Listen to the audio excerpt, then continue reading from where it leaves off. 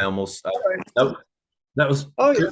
first time I've done that in all these interviews. So just start over really quick. You don't I don't need to repeat the question, but just start Yeah, yeah, over yeah. with Yeah. the Slade story. Sorry about that. No problem. That's all right. That's all right. I suppose my musical growing up was through the 70s, sort of early mid 70s, and right through into the 80s, and it was the glam rock era in England. Um, and I suppose my first favorite band was Slade, and also T Rex as well. I adored T Rex. Still do to this day. The first album I ever bought with my own sort of allowance money when I had saved up enough money to buy a vinyl was Ride a White Swan by T Rex. And I remember my father buying me the album Slade, Slayed, Slade, for Christmas. I got that LP for Christmas off my father. I think he was a bit of a secret Slade fan as well. I think he liked a bit of Slade, even though because he was into the swing music and the big band era, and that was always playing in the house, and that had a massive sort of subconscious effect on me as well, the swing stuff. Um, but yeah, I mean T Rex, Slade, the Sweet. Um, I remember Alice Cooper, Schools Out. What was that? 1972 was that? I would have been 11-year-old. Um, I mean, dipping the toe into heavy rock, I suppose, came when Queen released Seven Seas of Rhye, and I remember buying that single, that 7-inch single. Absolutely enthralled by that music, So that was sort of, I suppose, sort of coming out of the glam rock thing into legitimate heavy progressive rock. And then I was just discovering bands all the time after that. The first band I ever seen live, I think, would have been 77, 78. That was in Newcastle City Hall, and that was Blue Oyster Cult. Very first band I ever saw live, Blue Oyster Cult. And it was the first time lasers had ever been seen in Newcastle in England. Buck Dormer came out and he had a laser on his wrist or something, and he was firing it with this glitter ball in the center of the city hall, and everybody was just like mesmerized by this thing. One laser beam on a mirror ball. Go figure.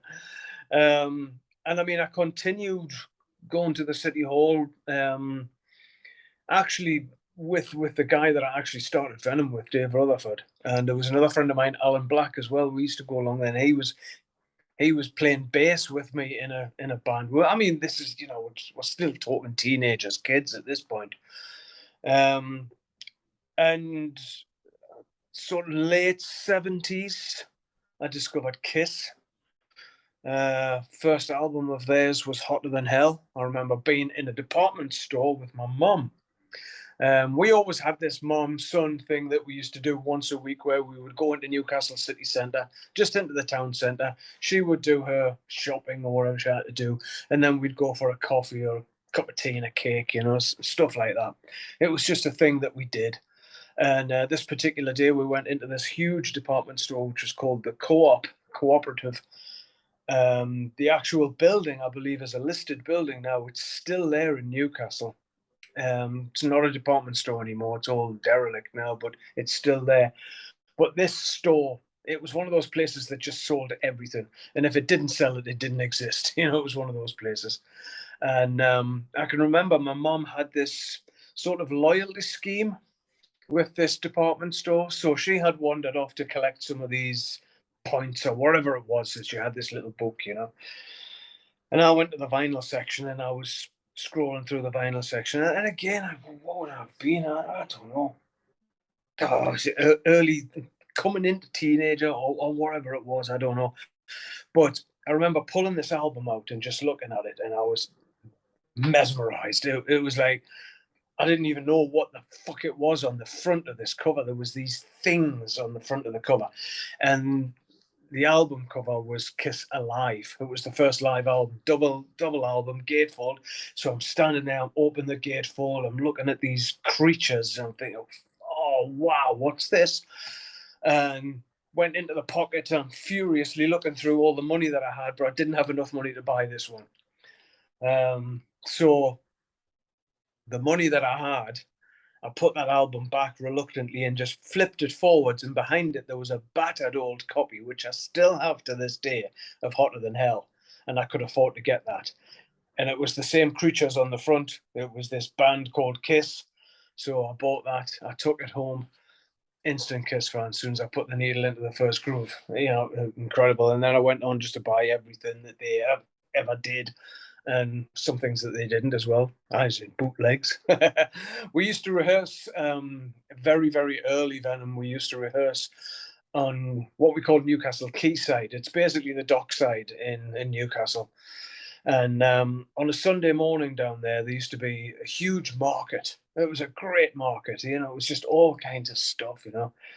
So this was a Sunday morning. We used to rehearse there on the Sunday morning. So we'd get down there, we'd rehearse in this rat-infested shithole of a room.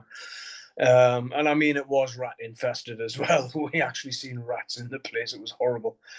And then we'd pack all the equipment up into the transit van, and then we'd go into the market.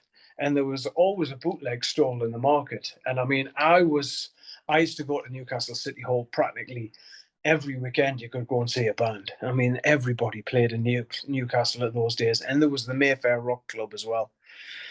And I remember going into the indoor part of the market this day, and there was a guy who was always there, and he was a bootlegger.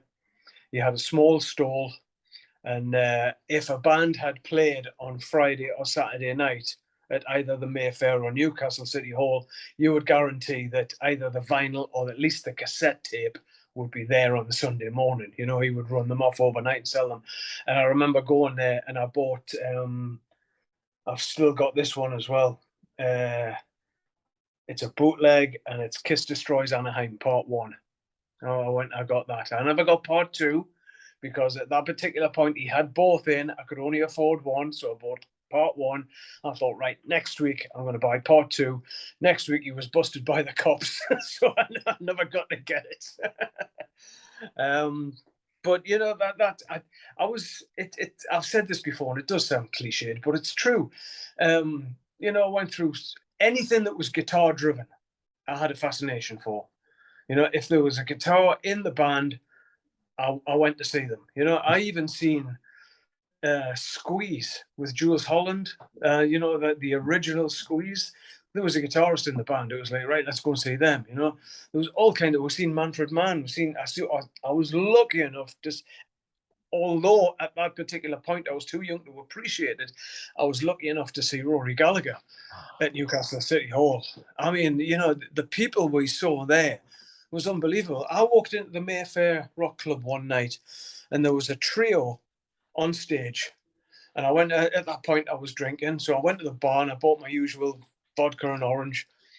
And I'm walking around. I had went there by myself, I mean, and I bumped into some friends, and I was like, hey, blah blah blah blah blah. So who the fuck's the band? And then all of a sudden, as I said, who the fuck's the band? All I heard was down down down down down down down down. I turned around. I went, what the fuck's this? Whiskey in the Jar. It was the Eric Bell trio. After he left Thin Lizzy, I was like, holy shit! So there was everybody played at these places. I mean, I saw. Like I say, I've said it before, I saw AC/DC with Bon Scott at Newcastle Mayfair. Seen Bon Jovi when they were a support band at Newcastle Mayfair. The original lineup of Iron Maiden supporting Judas Priest at the Mayfair, And then the following night, Judas Priest played the City Hall. Wow. Everybody played there. The early versions of the Scorpions, when they had just released the Tokyo tapes. All that, everything, And I would just go and see anything I could. We even used to go to the local bars if there was a cover band on. We'd go in there and just sit and watch. Anybody who was a live band, we were there watching. And then there was that night, I do believe, let me see if I can get the date right, May 24th, Thursday evening, 7:30 p.m. on 1979, Newcastle City Hall, Judas Priest, Killing Machine Tour. And that changed my life. Absolutely. I just remember my friend had said, I've got tickets for Judas Priest. I was like, oh, cool. I wasn't that familiar with Priest. I'd heard some stuff. And in Newcastle at that particular time, there was a great rock and metal scene. Every Saturday afternoon, all the rock and metal kids used to congregate in Newcastle city centre. There was a specific place called the Card Bar, up like a horseshoe arcade. It was called the Handyside Arcade. Anybody from Newcastle, if you were into rock and metal, you would have fond memories of the Handyside Arcade. Were the So Tigers and Raven guys there at that point, probably? oh yeah, yeah. Everybody was around at that point. Yeah, although we didn't know each other at that particular time, it was before everything took off. But yeah, there was a great scene. I mean, Fist, Tigers. Oh God, White Spirit. There's just so many bands in the Northeast. So many bands. But I just remember going along to see this band, Judas Priest, and that was the night that I met Clive Archer and Tony Bray at the Judas Priest concert, with the thought of, because I had put an advert out for a drummer for a band, and he was the one that turned up. I had another guy to see, but me and him just got on really well, and he brought along Clive Archer, who became the singer for a while. Clive was a huge Judas Priest fan, so we had a connection immediately. So I didn't even meet the other guy. I don't even know who he was. He obviously became Abaddon, and then much later than that, much later on, this is what people don't realize, but much later on, then Conrad Lant came into the scene via my girlfriend and her best friend who he was seeing. And that's when I invited him into the band, because the guy I started the band with, the other rhythm guitarist, a guy called Dave Rutherford, he sort of wasn't into what we were doing at that point, and he left. So we needed another rhythm guitarist, and that's how he came in. But this night at Newcastle City Hall, I just remember, when the curtains opened and this blonde guitarist ran on. As I'm looking at it, he was on stage left as I'm looking, and this guy just ran on stage, cherry red flying V, leathers, blonde hair. I just looked and I went, "Fuck, that's it. I want to do that. I want to do that." And I left that concert, and all I could hear in my head for days was "Stand by for Rick Sider." It was just like that was it. Priest just became. And like I was saying, at that point in Newcastle, you were either in the Priest camp or the Sabbath camp. There was hardcore Sabbath, hardcore Sabbath fans who appreciated Priest, hardcore Priest fans which just appreciated Sabbath. Everybody would have a battle vest with every fucking band on the planet on it, but you always had your one favorite band, and mine was always Priest. Yeah. So, but I mean, and then it's, oh God, what? Some 30 something years later, then eventually I have a phone call with KK Down, and I told him all that shit. It's like, so actually, my friend, black metal is KK Downing's fault. There you go. He's to blame, not me. What did he say to that? Did he have a laugh? Yeah, he did actually. We're still in touch to this day. I've never met him personally. I'm looking forward to the day when I can actually sit down and have a good chat with him. But no, we've every now and again we'll sort of communicate. We'll text each other or send a voicemail or something like that, And it's good to see that next year he's eventually going to get out there and do some stuff. He's headlining Alcatraz. Yeah, we did Alcatraz. Yeah, we did Alcatraz this year with the black metal set. Great festival. So, and then I seen the news. I thought, well, why couldn't you do it this year? But no, he's doing it next year. So just before he left for the Rock and Roll Hall of Fame, I sent him a message, and I got a voicemail back, and he was like, "Yeah, it's going to be a little bit strange seeing the guys again and all that." And I was like, I sent him one straight back, going, "Yeah, I know what that means, mate." If anybody knows that experience, it's probably you, for Oh sure, yeah, for sure. It's funny. We may have crossed paths. I was 18 and went to Milwaukee Metal Fest in '96. All right. And Yeah. we had backstage passes, and we were back there with all the guys when Danny Filth was having his birthday party, and we were eating cake. And I remember I got a photo with Conrad, and I'm sure you were like in that vicinity. So there's a chance that like 18-year-old me walked by you while we were eating birthday cake with Cradle of Filth and all those other guys that were back there. Yeah, But, yeah, you know, yeah. just kind Well, of a weird do you fleeting know what? memory. When we did Alcatraz, our drummer Jeremy, he couldn't make it because he was out with another tour. Mm. So we got Nick Barker. Oh, awesome. All Yeah, right. that's awesome. So I flew to England, and then we went over. We had a day's rehearsal with Nick. Then we went to Alcatraz. Then we came back and we did Bloodstock.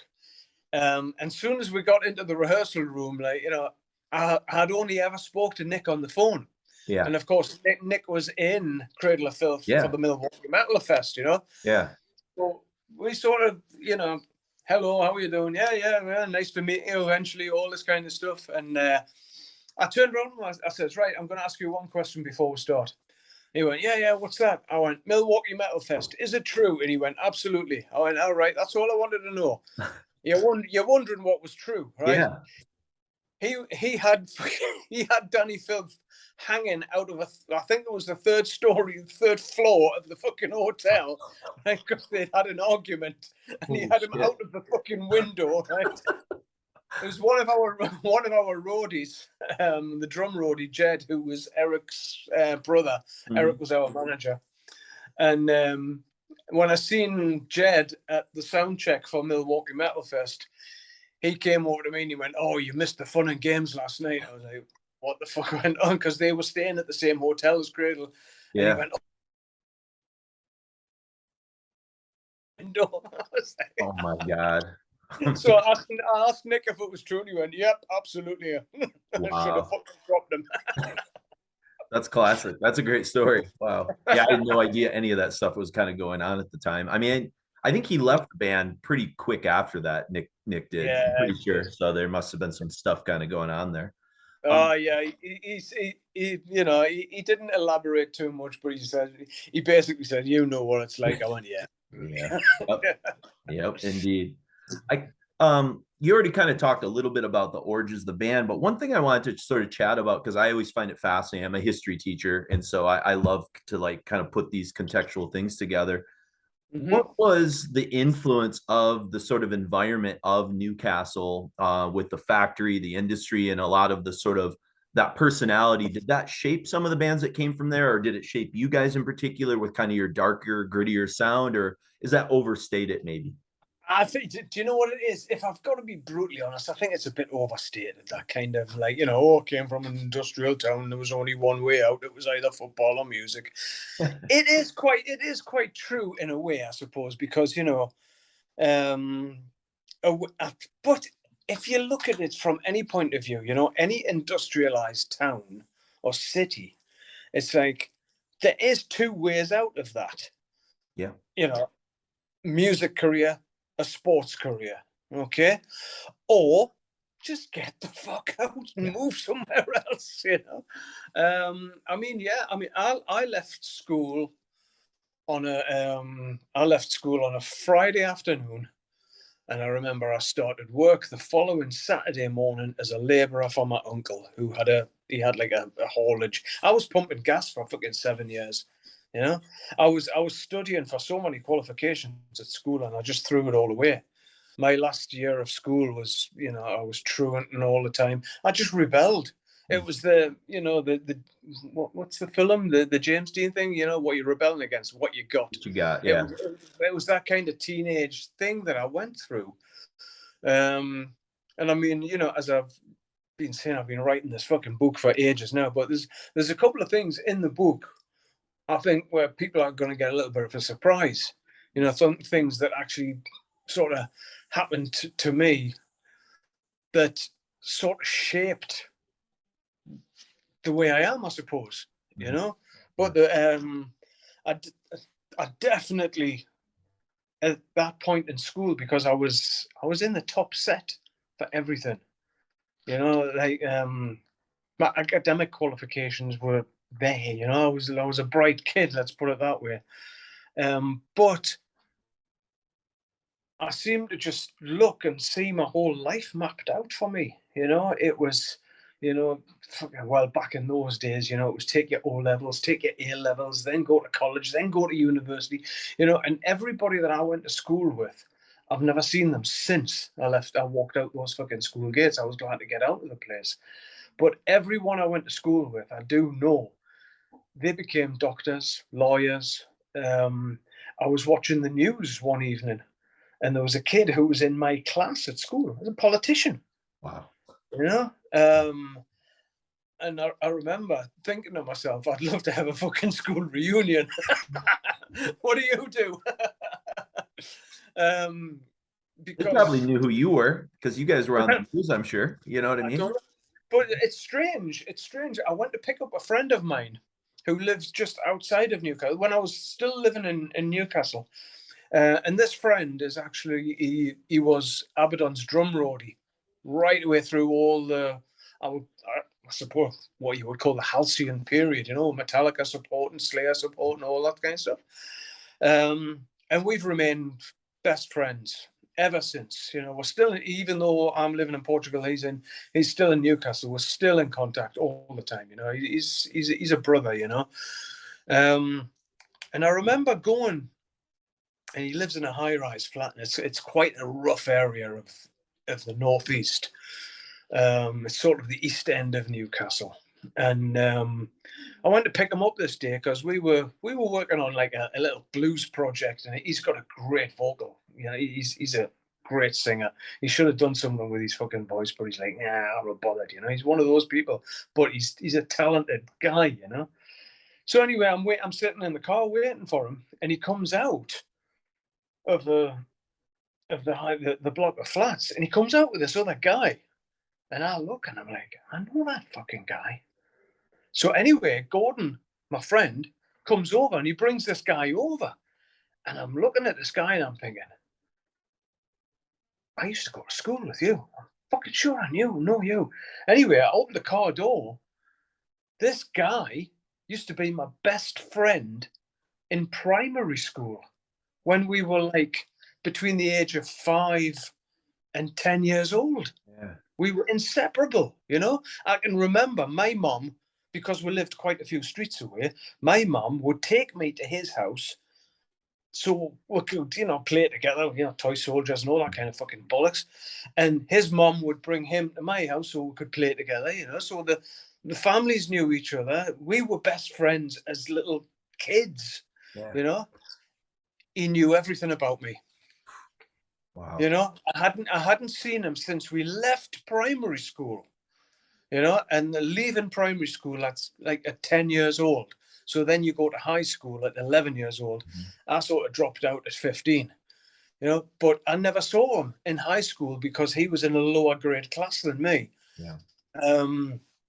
But he knew everything Wow. because he put his head in the car, and he was like, "Remember me?" I was like, "Fucking yes!" And I still remember his name was Kevin Taylor. I was like, "Fucking hell, Kevin!" And he was like, "You seem to have done all right." I was like, "What?" He went, "Venom." I went, "Oh, you don't know about that, do you?" He went, "Know everything, mate." And it turns out he got into rock music. His band was AC/DC, loved AC/DC. Yeah. And he was saying, he says, "Oh, I've just took my daughter to our first rock concert last week, and it was AC/DC." But yeah, he knew everything. He Wow. knew all about the going to America, Metallica support, and all that kind of stuff. I was like, bloody, he says, I've kept an eye on it all. I thought, fucking hell, isn't that weird? Yeah. So, there is probably school friends who have seen something and thought, hold on, is that Jeff? I used to go to school with him. So That's I funny. don't know, but no, but like I say, school. They say, "Oh, school's the best days of your life." Bollocks! I fucking hated it. Couldn't wait to get out.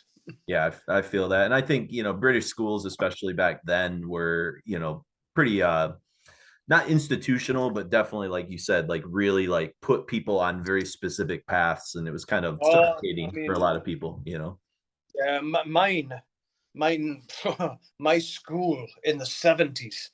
I mean, it looked more like a correctional institute than a school. Let's put it that way. And I remember in 1976, there was a full-blown riot at the Oh, school, and wow. it made national news, it made international news. There was teachers beaten up, there was cars overturned, and it was all because it was when the sex equality came in, Mm-hmm. and some of the girls decided to have a little protest and say, well, you know, we want to be able to wear trousers as well as skirts because their uniform was a skirt and blah blah, Mm-hmm. and the boys' trousers, so it was very regimented school uniforms. So the headmaster decided and said, right, you can, right, if you want to bring this equality in, but you've got to take it the other way. You will receive corporal punishment, just like the boys as well. Right, so it works both ways. So they all made these little placards and went on a little protest, and all the fucking nutcases, all the hard guys, decided to take advantage of it, and they just smashed the fucking place to pieces. Though there's Wow. and Wow. everything. We were. I think we were about 12 or 13 at the time, and we were herded into the chemistry labs. Doors were locked, and it was like, just stay there. So we're sitting under the desks with the fucking windows coming in and everything. I was like, fucking hell. Yeah, but yeah, it was. It was. I want to say it was a rough school. It sounds like it was rough, but it wasn't. It wasn't that bad. But it was massive. It was a huge. I mean, thousands of pupils in this Wow. school. Wow. Huge school. Yeah. Yes, but couldn't wait to get away. That was it. Mm-hmm. So when you guys eventually, finally found each other and got together, starting obviously as a four piece with Clive, what sort of influences did Conrad and Abaddon bring in, or Tony bring in? You were obviously bringing in a lot of the guitar driven sort of stuff. I've heard that Conrad was a little bit of a punk fan, but also like into Kate Bush and things like that. But what influences were sort of starting to pool together when you guys were formulating what Venom was going to be? Oh, do you know what it is? If I've got to be brutally honest, I would say that in the early days, and I've always been like this, I'm a bit of a loner, really. I would say at least 80% of Welcome to Hell and Black Metal together, those two albums, it's all my work. Mm-hmm. That's music and lyrics. Yeah. There was a lot of songs written before Conrad joined the band. I read these things where he's going on about how he changed the fucking influence of the band. He changed. I say fucking hell. We've just done a response to a thing that he did in Metal Hammer where we're going, what fucking planet did this happen on? It's like, you know, I was totally inexperienced when it came to writing, playing, everything. We all were, right? It was as simple as that. And we just muddled along, right?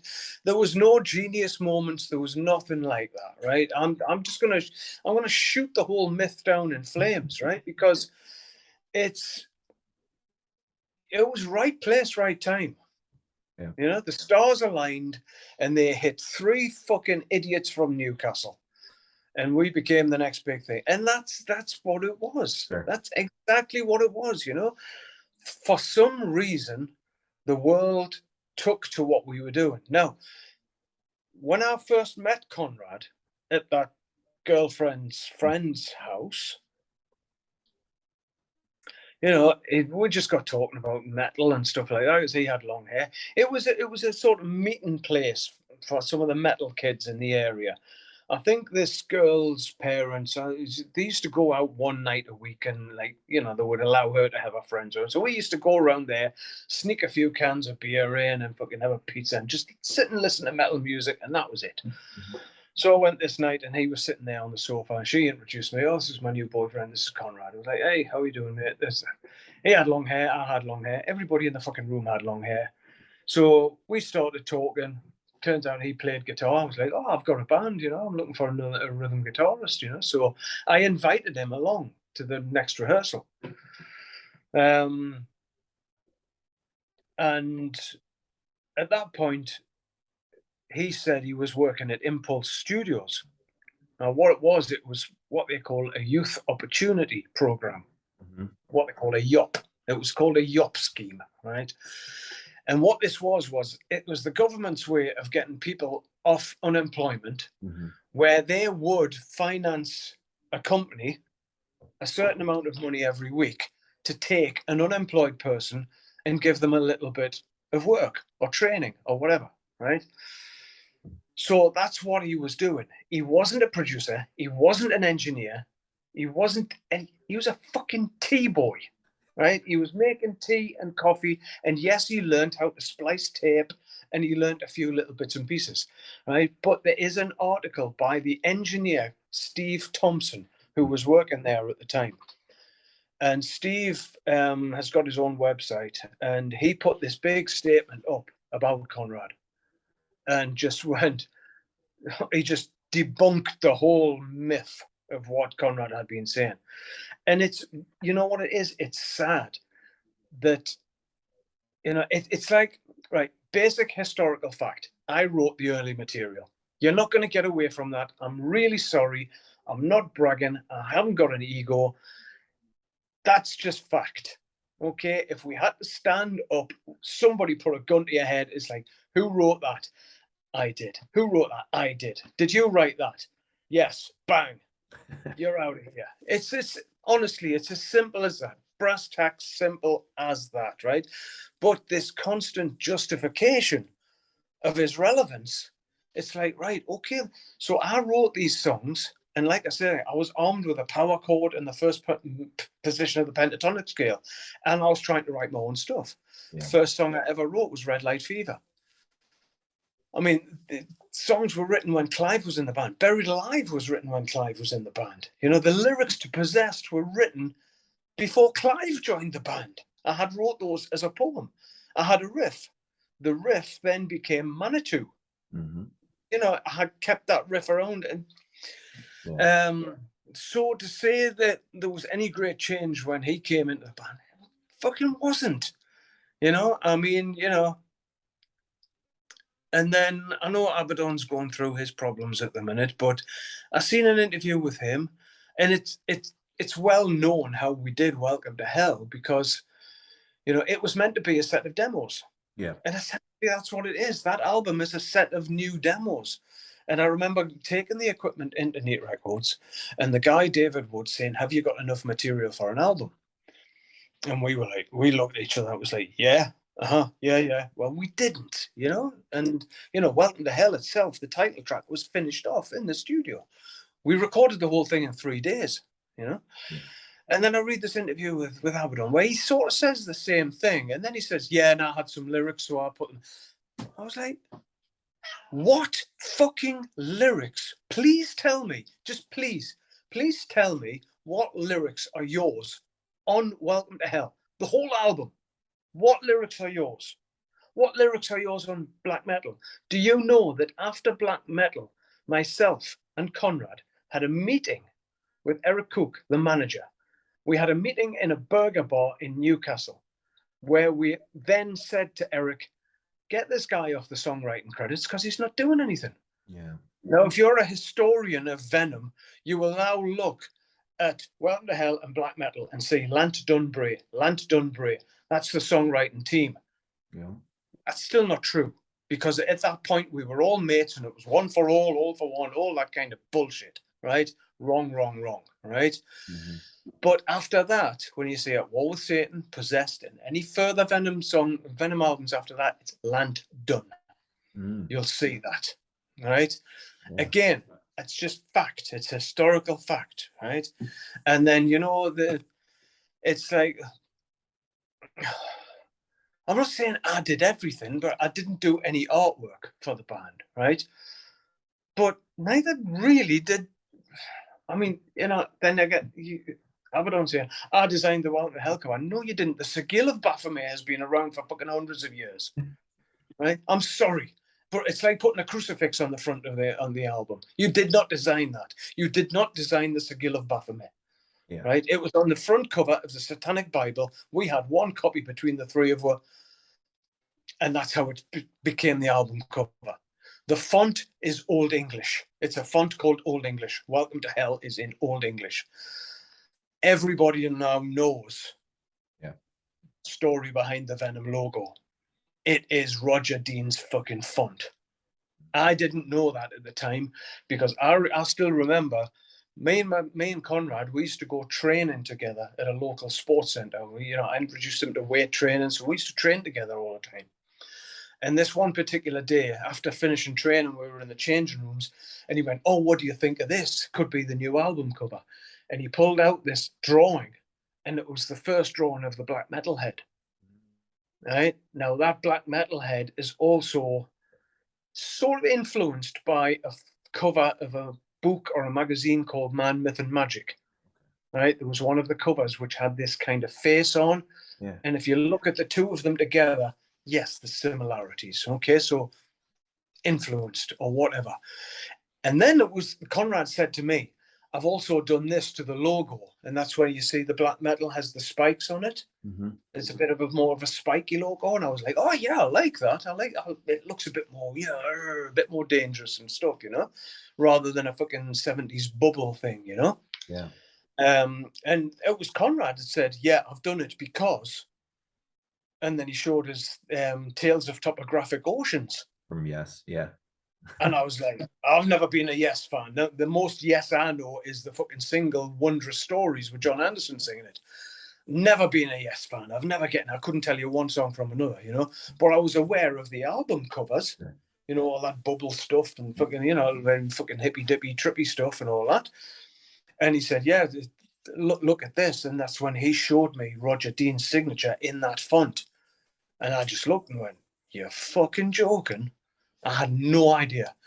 And somebody recently, well, I'm saying recently, maybe it's about a year or 2 years ago now, but somebody put something up on the internet where they took Roger Dean's font and they cut it up and joined it together. And it's the Venom logo. Oh shit.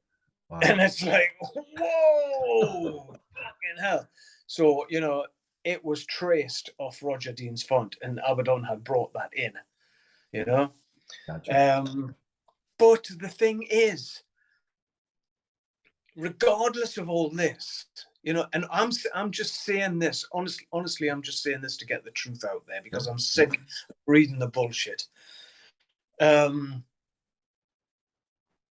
honestly, it was whatever I wrote, right? And it was at the end of the day, it was all blues and rock and roll riffs, right? That's all I had. I didn't know what a fucking flattened fifth was. The Sabbath down, boom, boom.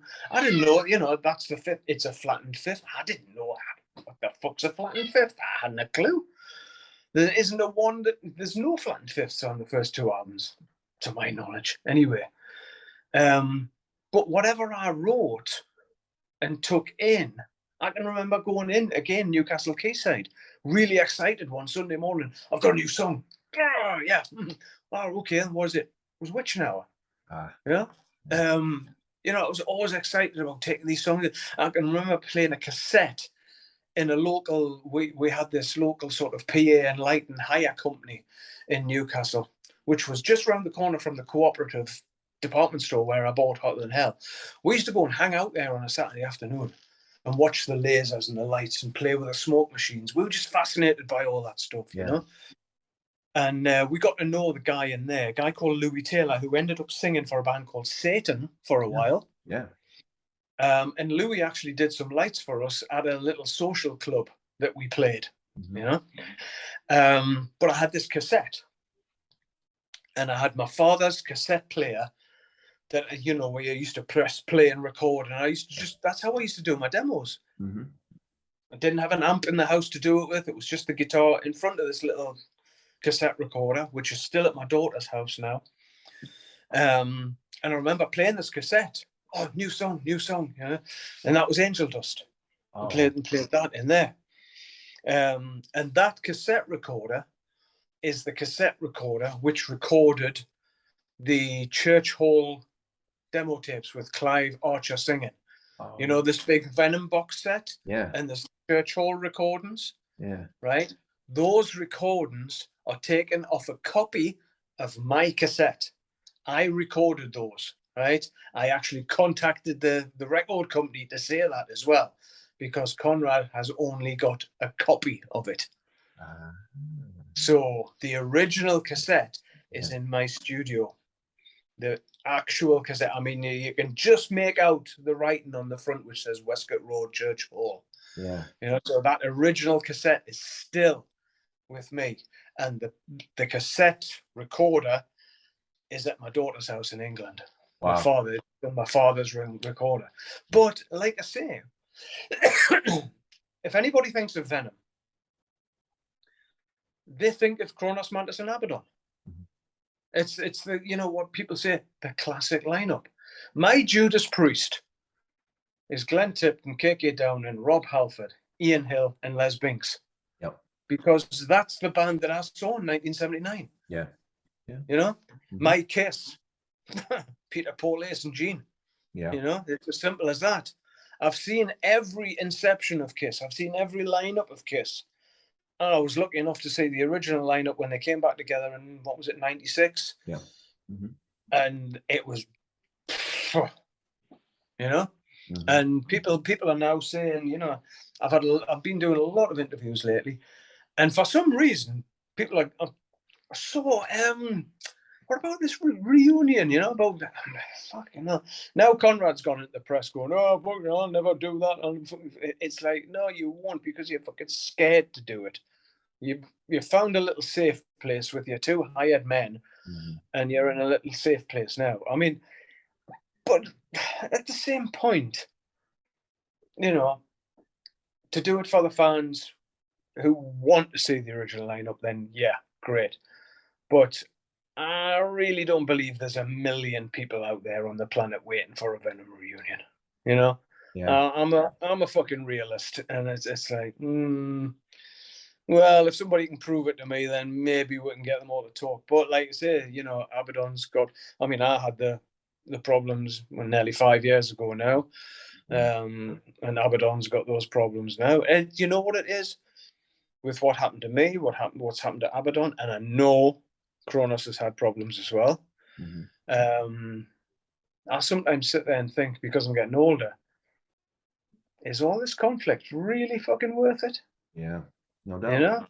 Yeah. It is quite sad that a band that had so much impact and influence can't be celebrated by the original people who were involved. Yeah. And I do find that sad. Yeah. I mean, it would be a difficult task to get the three of us together. I know that for a fact. Mm-hmm. But I just think it's so sad. Mm-hmm. When you've got, I mean, look at what's happening with Pantera now. It's not Pantera. We know that. Yeah. But they are playing in front of colossal crowds, and they'll continue to do so until they've done their bit. Yeah. But the thing is, it's exactly like what Tony Dolan said in an interview. It's the music. People are out there to enjoy the music. Yeah. And sometimes it doesn't seem to matter who's there playing it, as long as there's somebody from the original, Sure.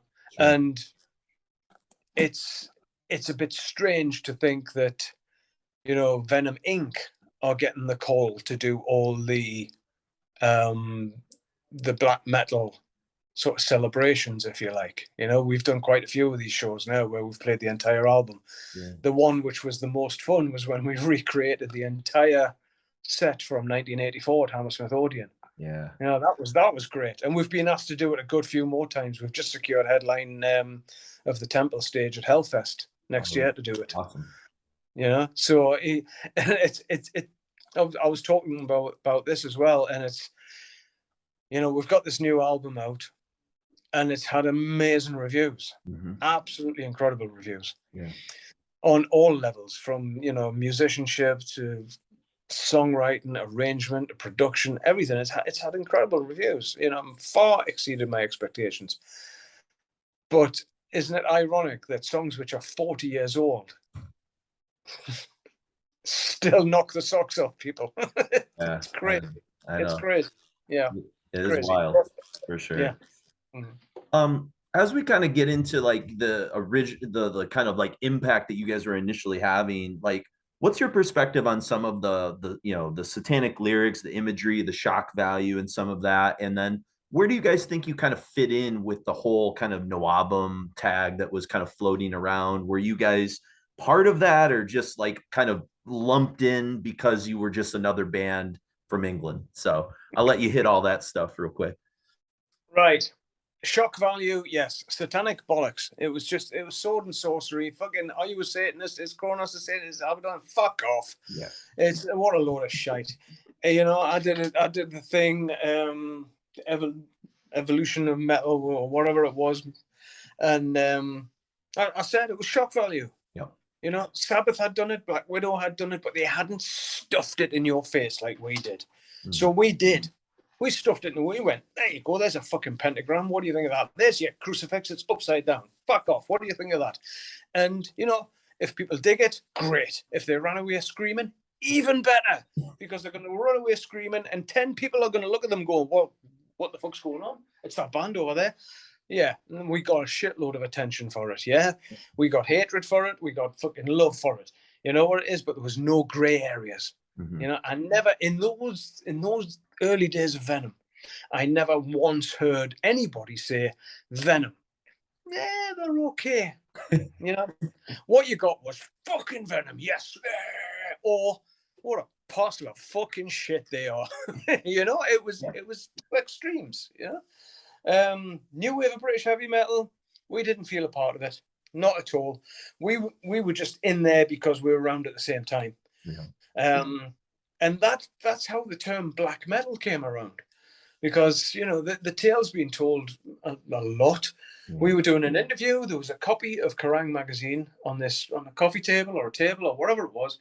Bon Jovi was on the front cover, and we looked at that and said, if this is what you consider to be heavy rock or heavy metal, then we've got nothing in common with that. Yeah. Where do we fit in with fucking Bon Jovi and Foreigner, Journey and REO Speedwagon? Every band with long hair and a guitar was a heavy metal band.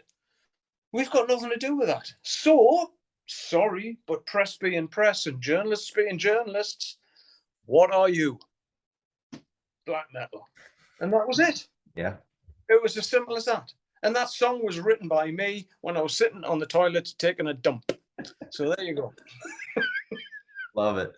What about memories of that first 7-inch, the In League with Satan, and then the kind of and then Welcome to Hell? Let's kind of get into those kind of first big releases. The 7-inch, which obviously whet people's appetites, bridging you into Welcome. Yeah. Well, the 7-inch single.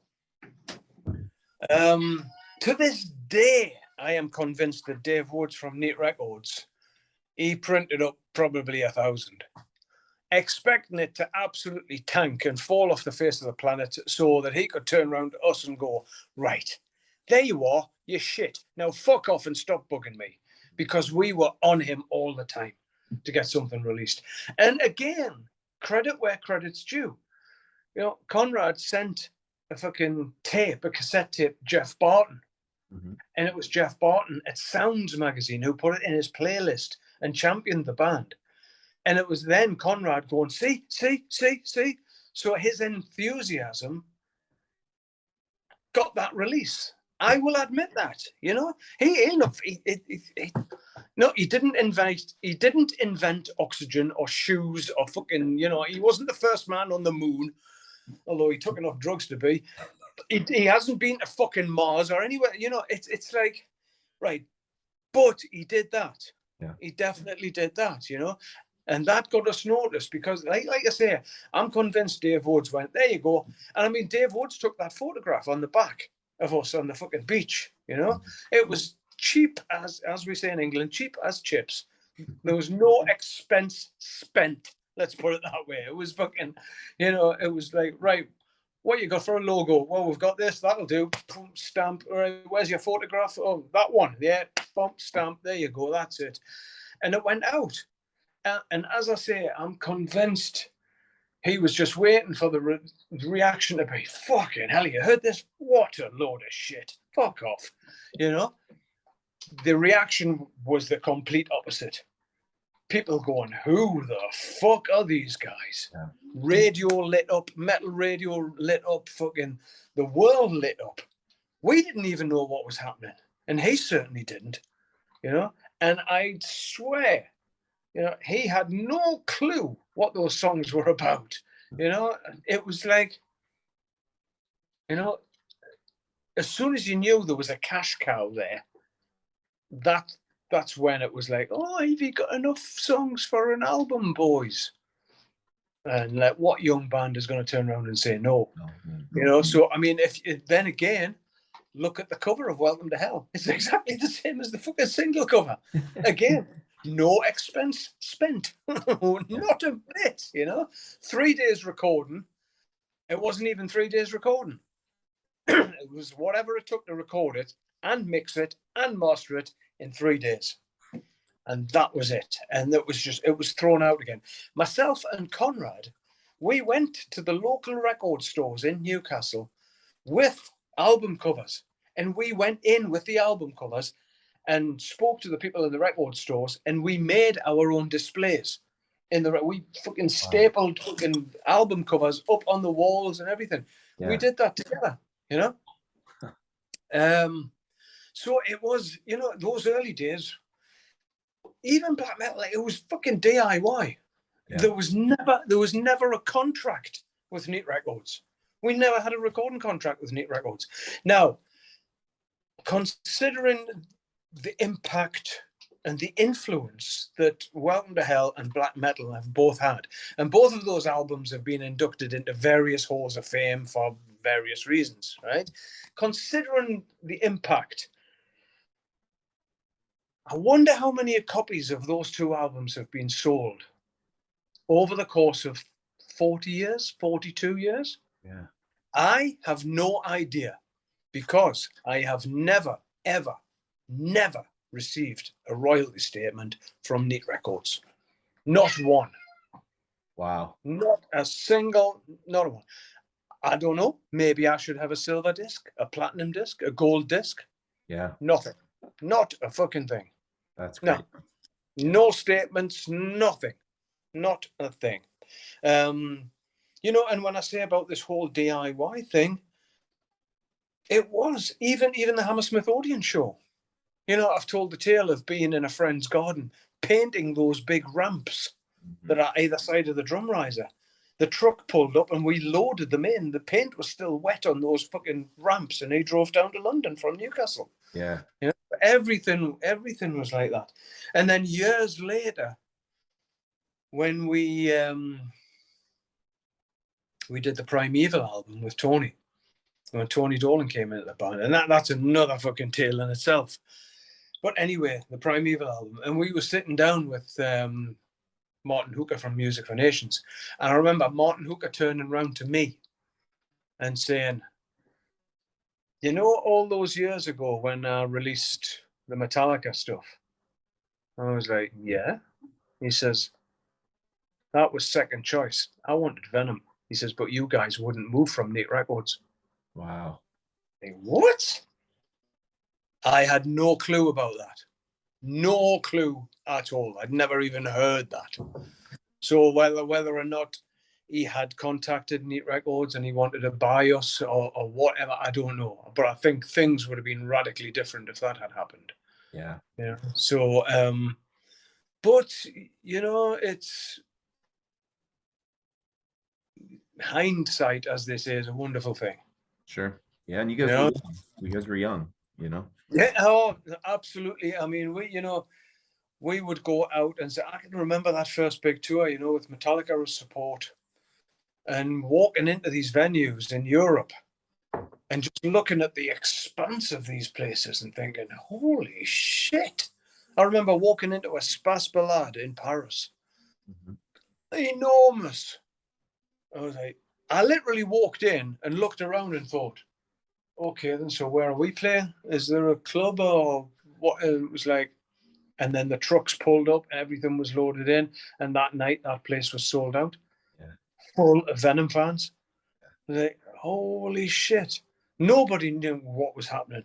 I mean, the appearance at Oddshock that we did when our equipment was stuck on the Canadian border or something. Yeah. They had to drive our car into the venue because the fans were so rabid. It was crazy. There's a whole another tale about that day in particular it was mental, Wow. you know. But like I say, we had no idea what was going on, Yeah. you know. Just, you know, and back then it was like every time you walked on stage, it was a sea of Venom shirts. Yeah. I never seen any of that money. And No. I was like, where the fuck's that gone? You know, When? but no, I mean, obviously those were the two things that opened up the planet for us. Yeah. You know, the first two, that single, and then the first album, and then obviously, you know, Conrad came into his own on the songwriting thing for the first time, where he presented Bloodlust to the Yeah. band. There's a couple of little bits that I had put in, but essentially it's his song. It's a great single. Both songs. Yeah, yeah, Yeah. great single. Yeah, I mean, and then he's starting to come into his own there, and I've always said, you know, it's like, yes, you were and you are a dick. I'm sorry, but that's the fucking top and bottom of it, right? But me and him used to be best of friends. Yeah. Fame killed that, Yeah. killed it stone dead. But I will always say some of the best lyrics I've heard he wrote. You know, across infernal wastelands, many miles of sunburnt hell. You know, tribes of scattered limbs and dust are laying as they fell. You know, fucking great lyrics. You know, fucking evocative. You know, you can just see that. You know, when he brought those lyrics in. You know, and I remember taking the music for Nightmare in. I had all the music for the track Nightmare, and he come in. You know, by the shores of the Asian Sea, full scream out destiny. You know, his lyrics started to really fucking, you know, I mean, some of them were a bit, you know. I mean, some of mine were, you know. I remember the first lyrics I did for Raise the Dead, you know. Sorry, I've got a cat. Shut up, Rufy. So I got two cats. We're good. Oh, you've got two. Yeah, I've they're got. they're around somewhere. So All right. yeah. I've got 20. I've got 21. Holy shit. That's incredible. I've got 21 cats. Yeah. I'm surprised we Um, just heard one for the first time.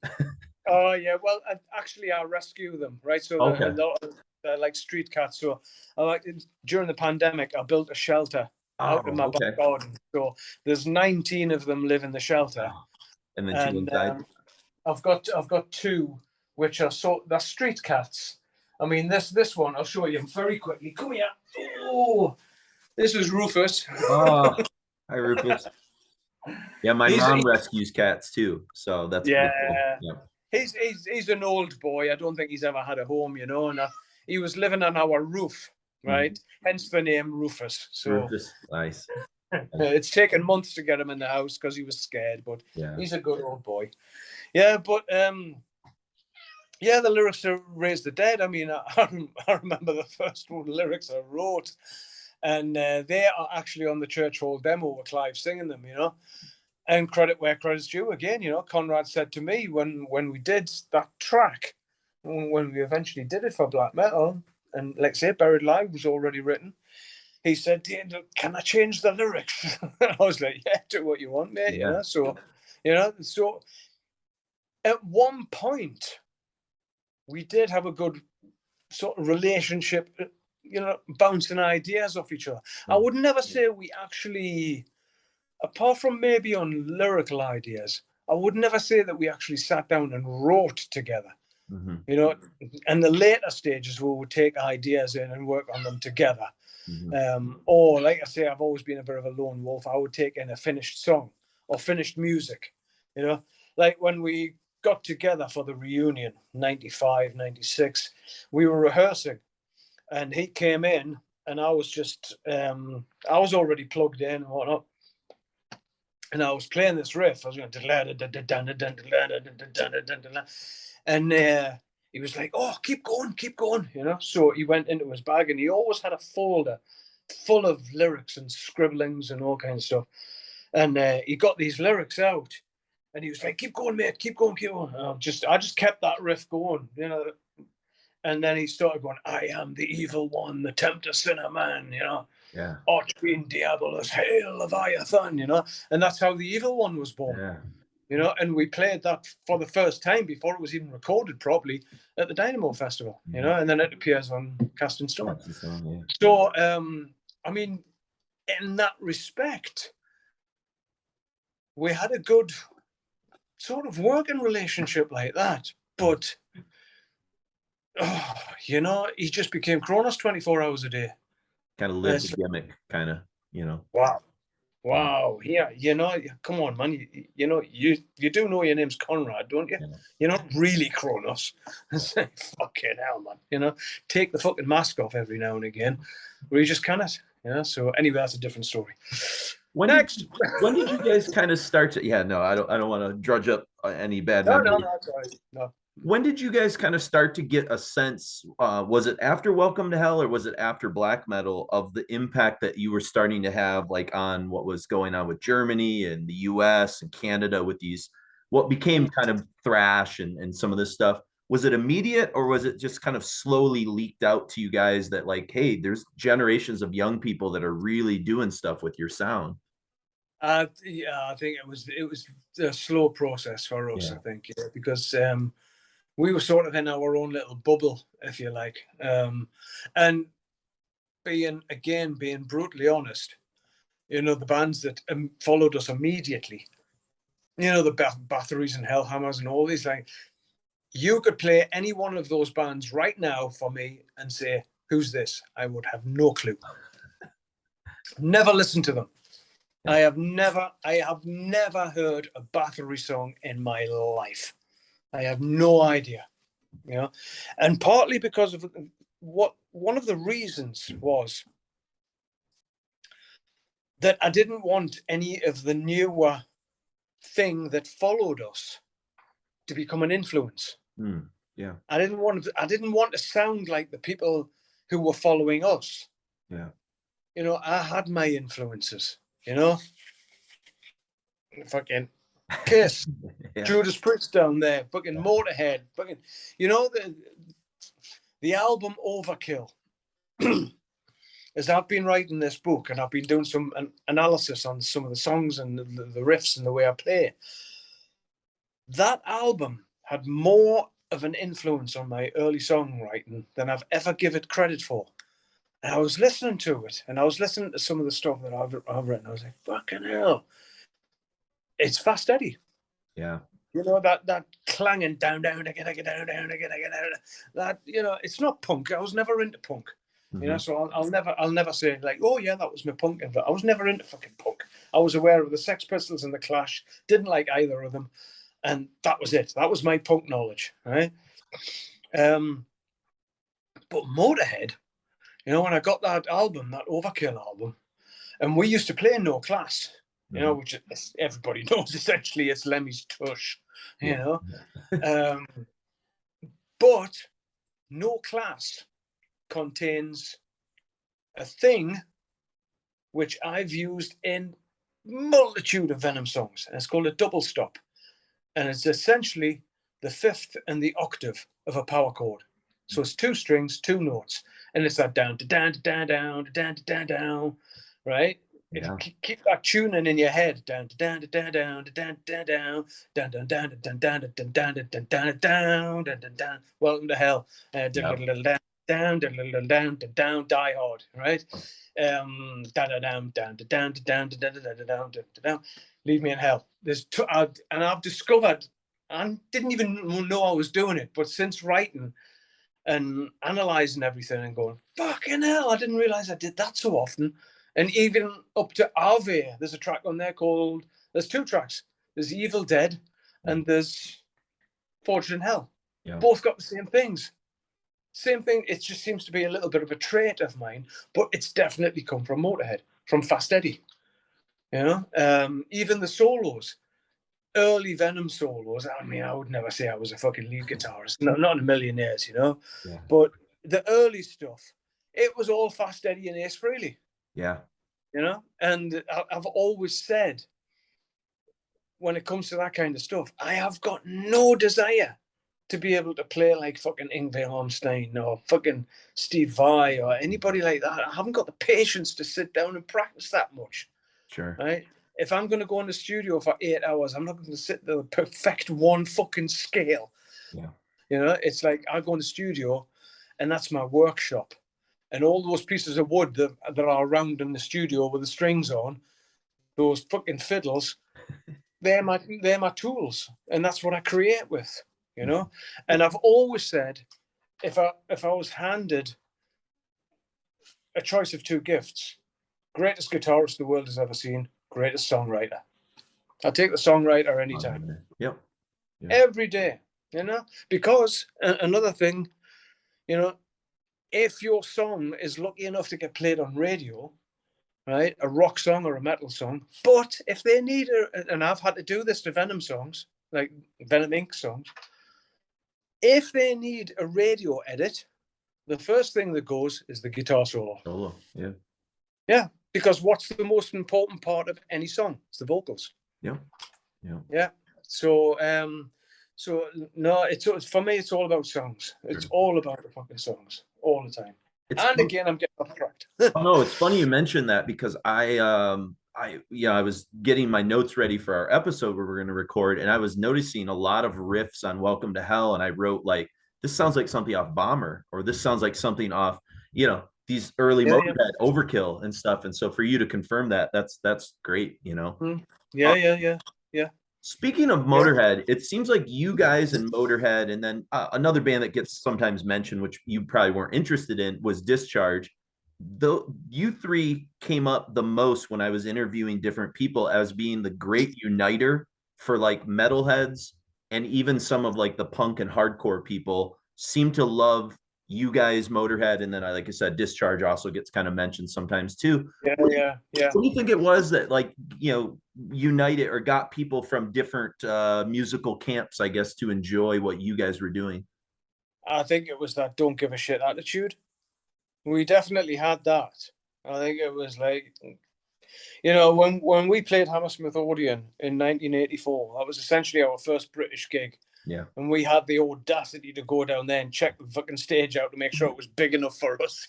We'd never done a fucking show in our lives. And then going on stage there and seeing the fucking Mohicans, the skinheads, the fucking metal kids, all in the front row, all together.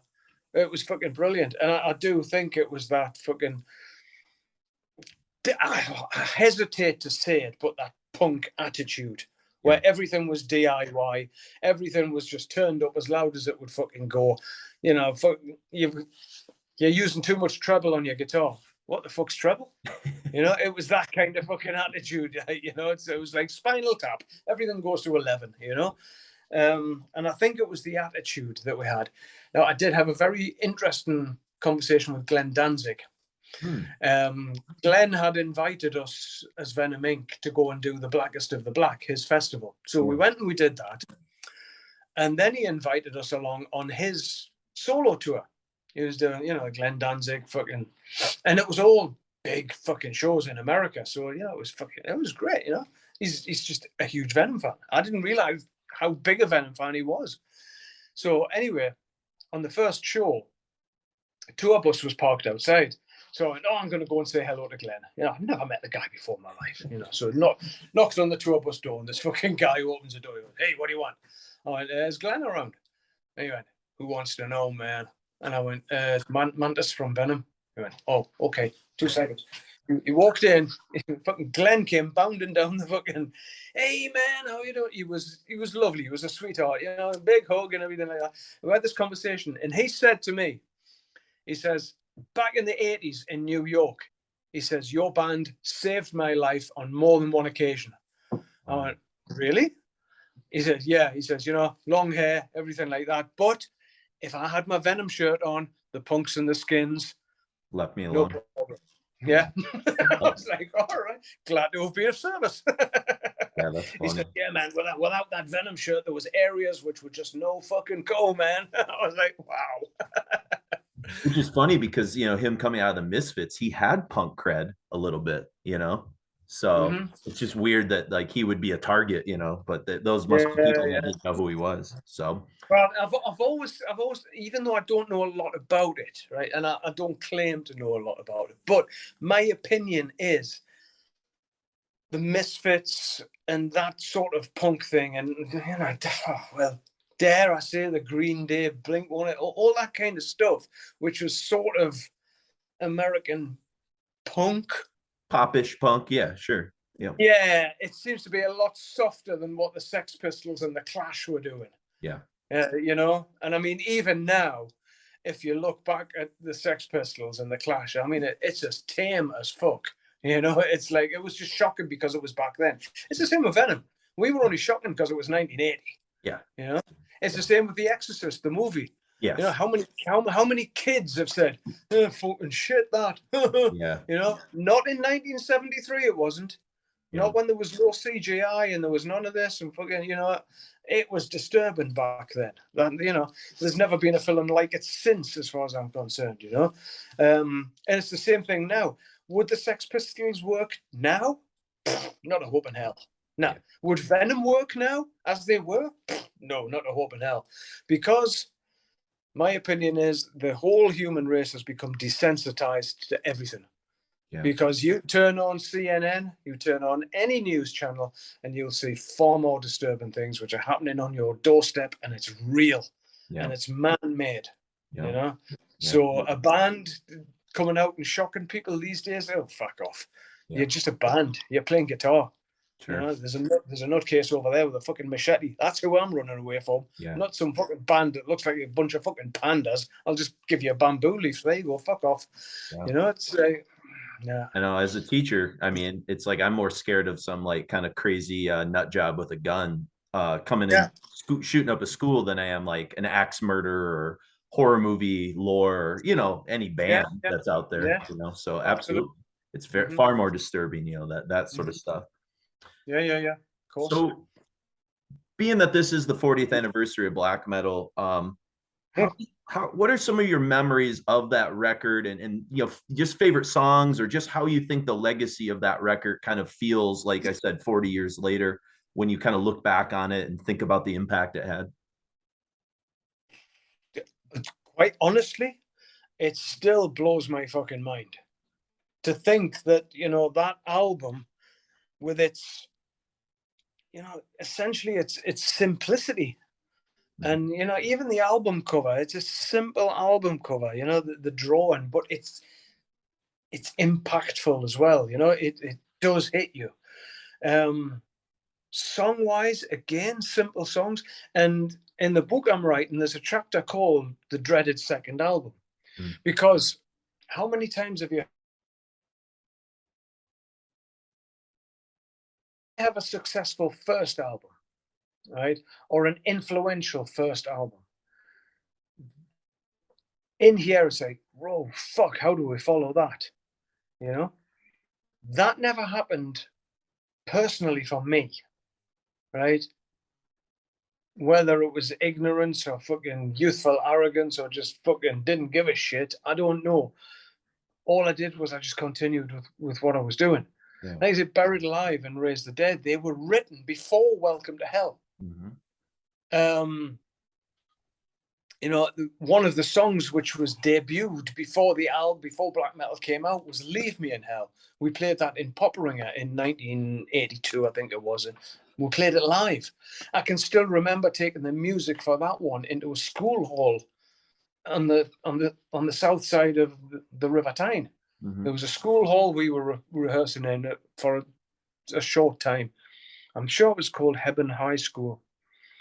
And I can remember this day taking this new riff in, and it was Leave Me in Hell. And again, I took that riff in, and I took the music in, and Kronos had his little file with sketchpad lyrics or just lines or whatever, And as I was playing da-da-dam, da-da-da-da-da-da, he went midnight, 666, and the song was born. Yeah. It was as quick as that. There was no deliberation about it. There was no rearrangement. There was no, well, what if we put this part here or that part there? And sometimes now with songwriting, I think it would be nice to get back to that naivety sometimes, that simplicity. Whereas today, writing the new Venom Inc. album, if I had wrote that riff today, I would have probably listened back to it and went, delete. Yeah. Yeah. But looking at the impact, Rufy, what do you want to say? Eh? You got an opinion on black metal? Looking back on it, it's like nobody could have nobody could have predicted what's happened with that album.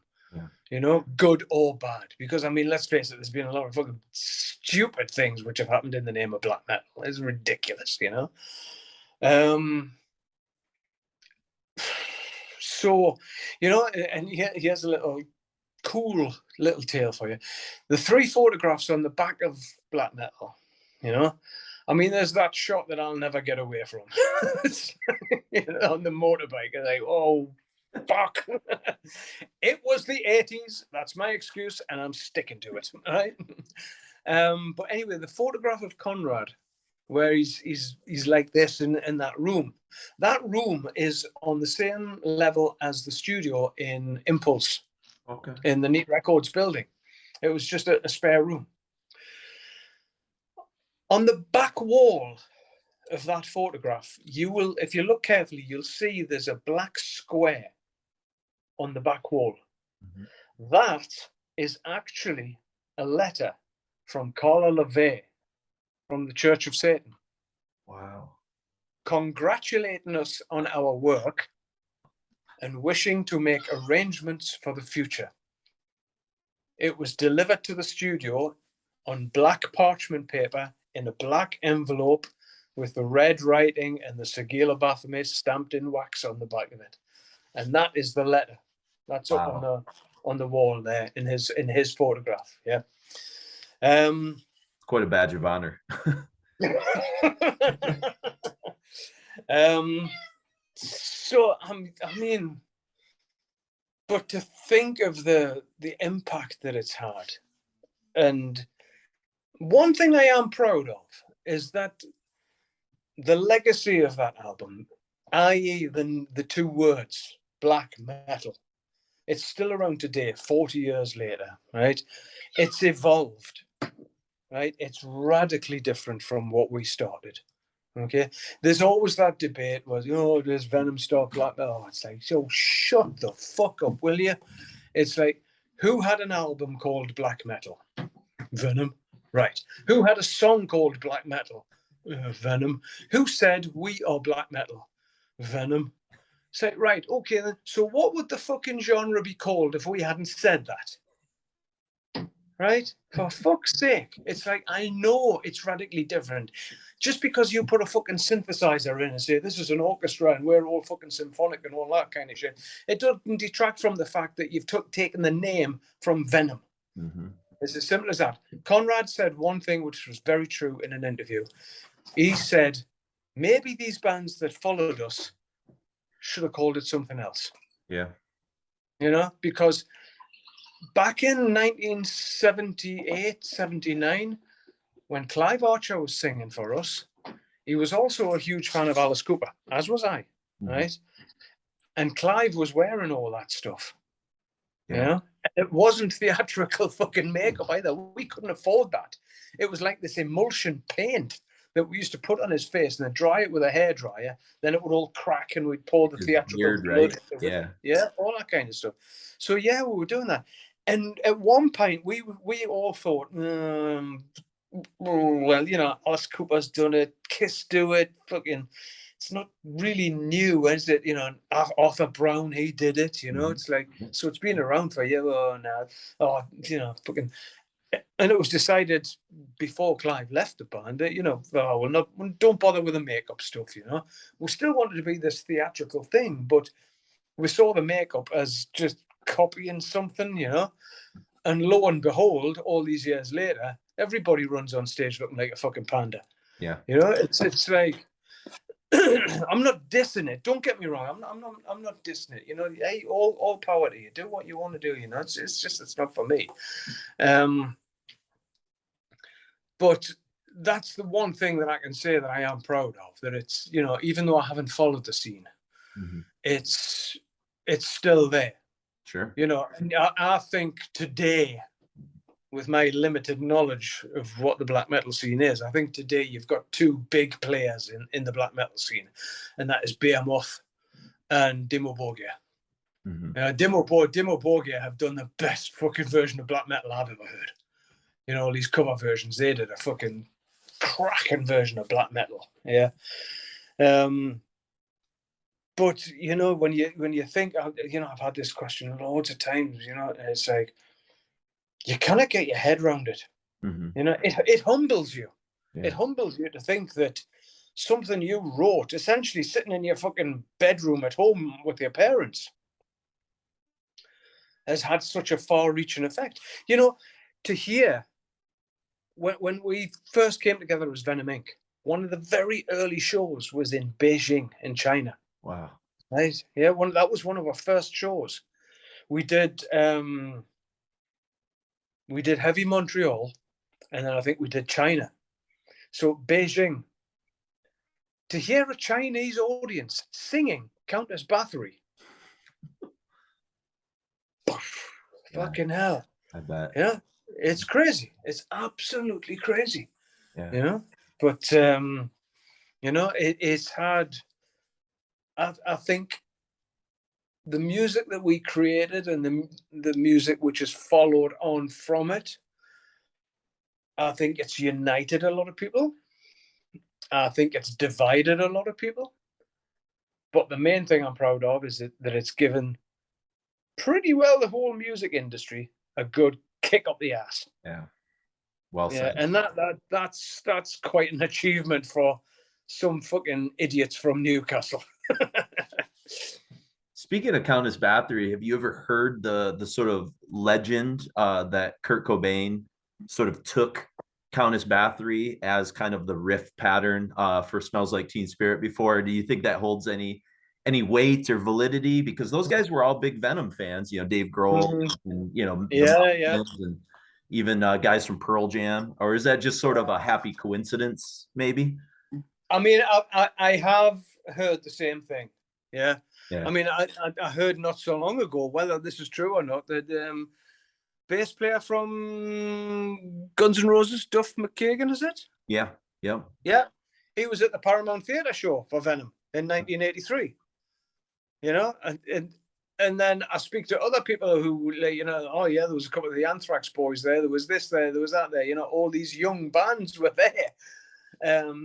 And yes, I've heard that Nirvana tale before. Yeah. Obviously, I've heard the one where I'm sure, was it James Hetfield who said that one of the influences for the track One was Buried Alive? Yeah. Obviously, fucking Whiplash's Witching Hour. Yeah. Yeah. They'll never live that one down, you know.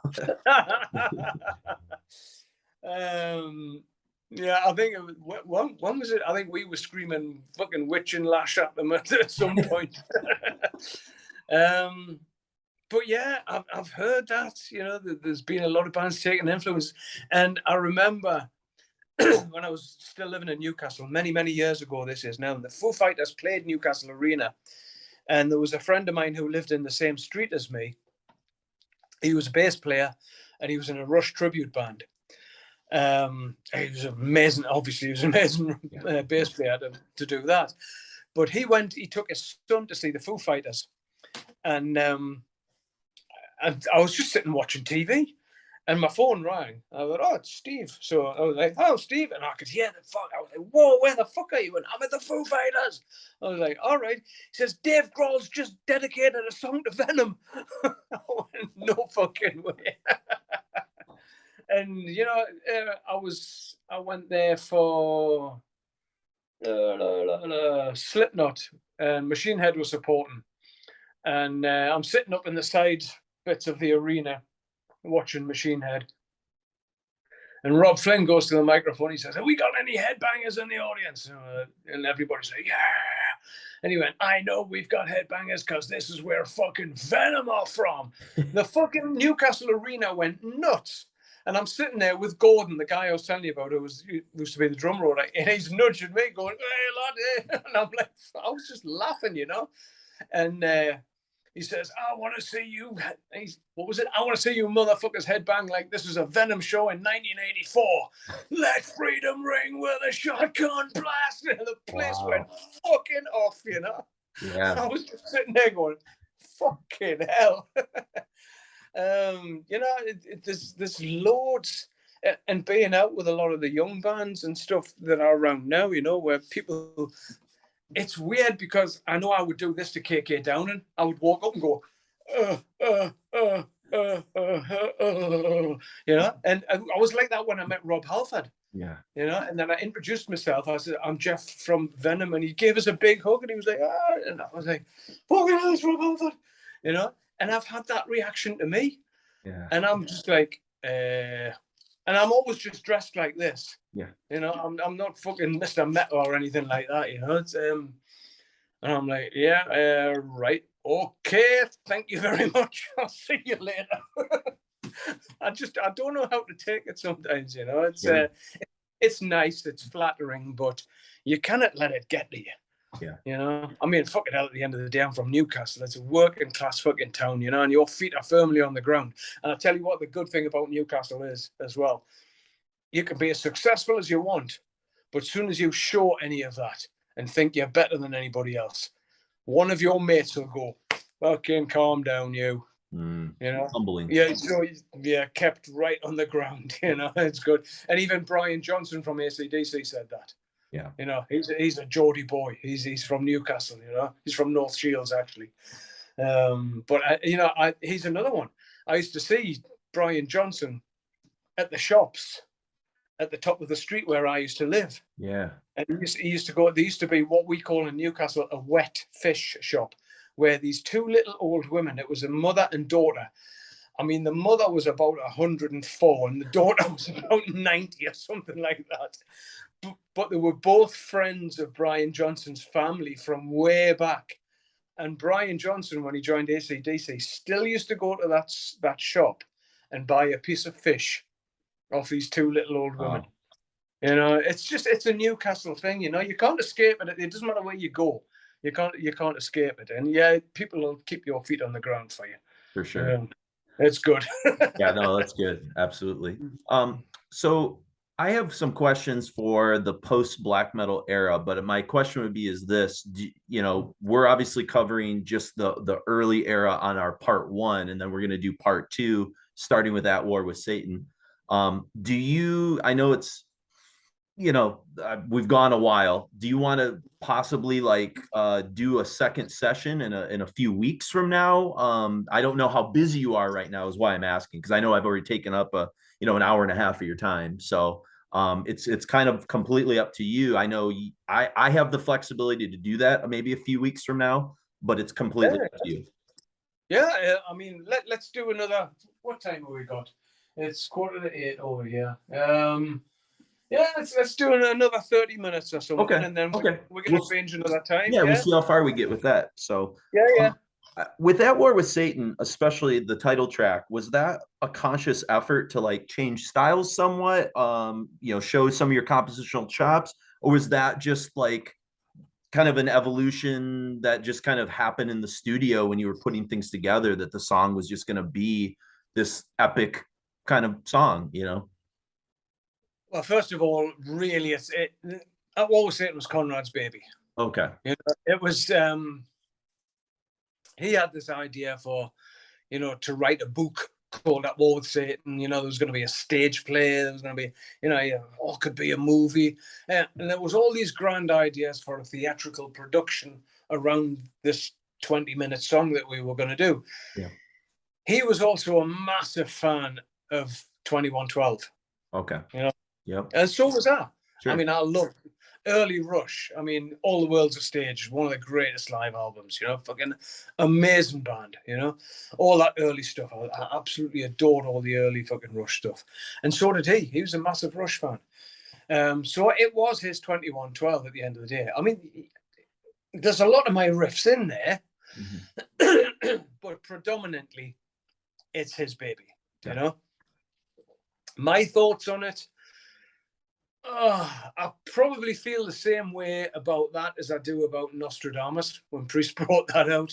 Yeah. You know, I was like, oh, I don't know. And I've always said, for me, in chronological order, if you go through the Venom albums, regardless of the lineup or anything like that, I would say Welcome to Hell, Black Metal, Primeval, Mm-hmm. you know, Resurrection. You know, those 4 albums, if they were the ones that followed each other, I think that represents a good sort of progression of a band, songwriting, production, all that kind of stuff. I mean, it was a nightmare to put together. It was recorded in bits. Yeah. You know, it wasn't a 20-minute fucking epic recorded in the studio in one take. Let's put it that way. Fucking hell, we were lucky if we could get through a fucking 3-minute song. You know, if we all finished on the same beat at the end of a song, it was fucking party time. When we did fucking Teach Us Pet, we were the only band in the planet that used to play 13-bar blues. It was fucking incredible, you know. Mm-hmm. So to do something like that, it is, it's an achievement, I suppose. It's just not one of my favorite. I think it's a good album, not a great album. It's the same as Possessed. I think it's a good album, not a great album. However, having said that, particularly with Possessed, and I know we're not talking about that, but particularly with Possessed, I think the production made that suffer a lot. Mm. And I think the life was played out of those songs as well. Because when I was doing all these Facebook Live things and I was recording, I re-recorded a lot of those Venom songs just to play on Facebook. And I re-recorded tracks like Mystique and stuff, and like, a couple off At War With and a couple more of Possessed. And fucking hell, it sounded great, you know? Probably because I've got more studio experience now or whatever, I don't know. But the whole At War With Satan thing, I was never a fan. Gotcha. You know, it never got me the same way as Welcome to Hell and Black Metal. You know, because people say to me like, "Oh, come on, and pick your favorite Venom album." And it's like, even with what we've done today with the new album and with RV and fucking everything else, I've still got to go back to Welcome to Hell. Yeah. Because it was the one that started everything. You know, to go back to that moment where I walked into Neat Records and they handed me a copy of Welcome to Hell, my first album. I was like, and back in them days, you could smell it, and it was magical. Sure. I never got that with That War With Satan. I never felt that way. Plus the fact you've got to realize as well that after Black Metal, that's when things started to go wrong personality wise. Yeah. And definitely during Possessed, that was the beginning of the end, really. But like I say, I've met people, fans at meet and greets or autograph signings or stuff like that, or just, at gigs where they've, At War With Satan is their favorite Venom album. Hmm. And it's like, really? Fucking hell, yeah. But, oh, cool, who am I to decide, It's like, you put these songs out there and then they're no longer yours. They become the fans' songs, they're not my property anymore. I remember being in, where was it? I'm sure it was Seattle. And we came out, it was a Venom Inc. show. We came out to get on the tour bus, and I remember I was throwing it down with rain. It was raining really heavy. And there was a guy standing outside the backstage entrance of this club that we had just played. And he had a bag, and he had one album in the bag. And he went, "Oh, guys. He says, I won't keep you too long." He says, "I've just only got one album. Just please, can you sign it?" And we're like, I mean, Abaddon was still with us at this point. And we're like, yeah, sure. He went, "Oh, it's my favorite Venom album ever." And he says, you 3 guys, oh, please. It was The Wastelands. Wow. Huh. And, he was like, and I was like, "That's your favorite Venom album?" Oh, he couldn't express himself enough about this album. I was like, wow, So in that respect, I think we're very lucky because we haven't had one album. I suppose you can go back to Welcome to Hell and Black Metal, but we haven't just had one album where everybody goes, "Oh yeah, that's the one," or that one song is, yeah. There was a lot of new wave of British heavy metal bands had one song. That's it. Yeah. Right. And that's it. I know one band that I'm thinking of immediately. I'm not going to name them because I love the band, but I saw them playing in Italy They're a new wave of British heavy metal band. Place was full. They got a great reaction, but when they played that one song, the place went fucking nuts and the roof nearly came off. The one song. Venom's been lucky where we've, for whatever reason, we've got a sack full of those fucking songs. Sure. You know? And same with the albums, you know, like I say, for someone to come and say The Wastelands is their favorite album of all time, favorite Venom album, a huge Venom fan, it's my favorite album. You know, I've heard people say that about Primeval. Yeah. That's my favorite Venom album, you know. And then I've had younger fans who have come in, you know, I discovered like RV, you know, and then I went back and fucking black metal and all this, like, wow, yeah. And we had a young guy. It was in Poland, and I remember it was snowing. We had finished the show. We were on the tour bus, and there was this young guy standing outside the tour bus, and he had he had a bag, and he's standing there like this. So we opened the tour bus door and we went, "Do you want autographs?" Yeah. So we're like, "Come on, get on the bus, get that for." Because we thought we're not going out there, it's fucking freezing. You know? So we got him on the bus. We gave him a cup of coffee, and he's sitting there, he's fucking shivering, blah blah blah. So he opens this bag, and it was all first pressing Venom stuff. Wow. Well, I was looking at this stuff going, holy shit, wow, look at this, wow, fucking hell. So, yeah, obviously I signed everything for him, you know. And as I'm signing it, I'm looking at him, and he had the denim on with the patches and everything, you know. I went, I hope you don't mind me asking, you know. I says, you speak English? And he was like, yes, I speak some English. I said, how old are you? You know, what is your age? He went, I 15. Oh, I'm fucking what? 15? And I picked this copy. I went, this is like nearly 3 times your age. He went, yes. He says, my father, he gave me this and said, learn. Wow. I was like, wow, that's some seriously good parenting there. That's really fucking good. And since then, I've had a few things like that, you know? And like I say, I've had people saying, at war with Satan. Yeah, and they love it, you know. People play it on a daily basis. I'm like, wow, you need to get out more. You know. But yeah, it's essentially Conrad's, you know, love child, I suppose, you know, between him and Rush. But having said that, I think for a band who were still relatively inexperienced at that point, because you've got to remember, we were churning out an album a year. Mm-hmm.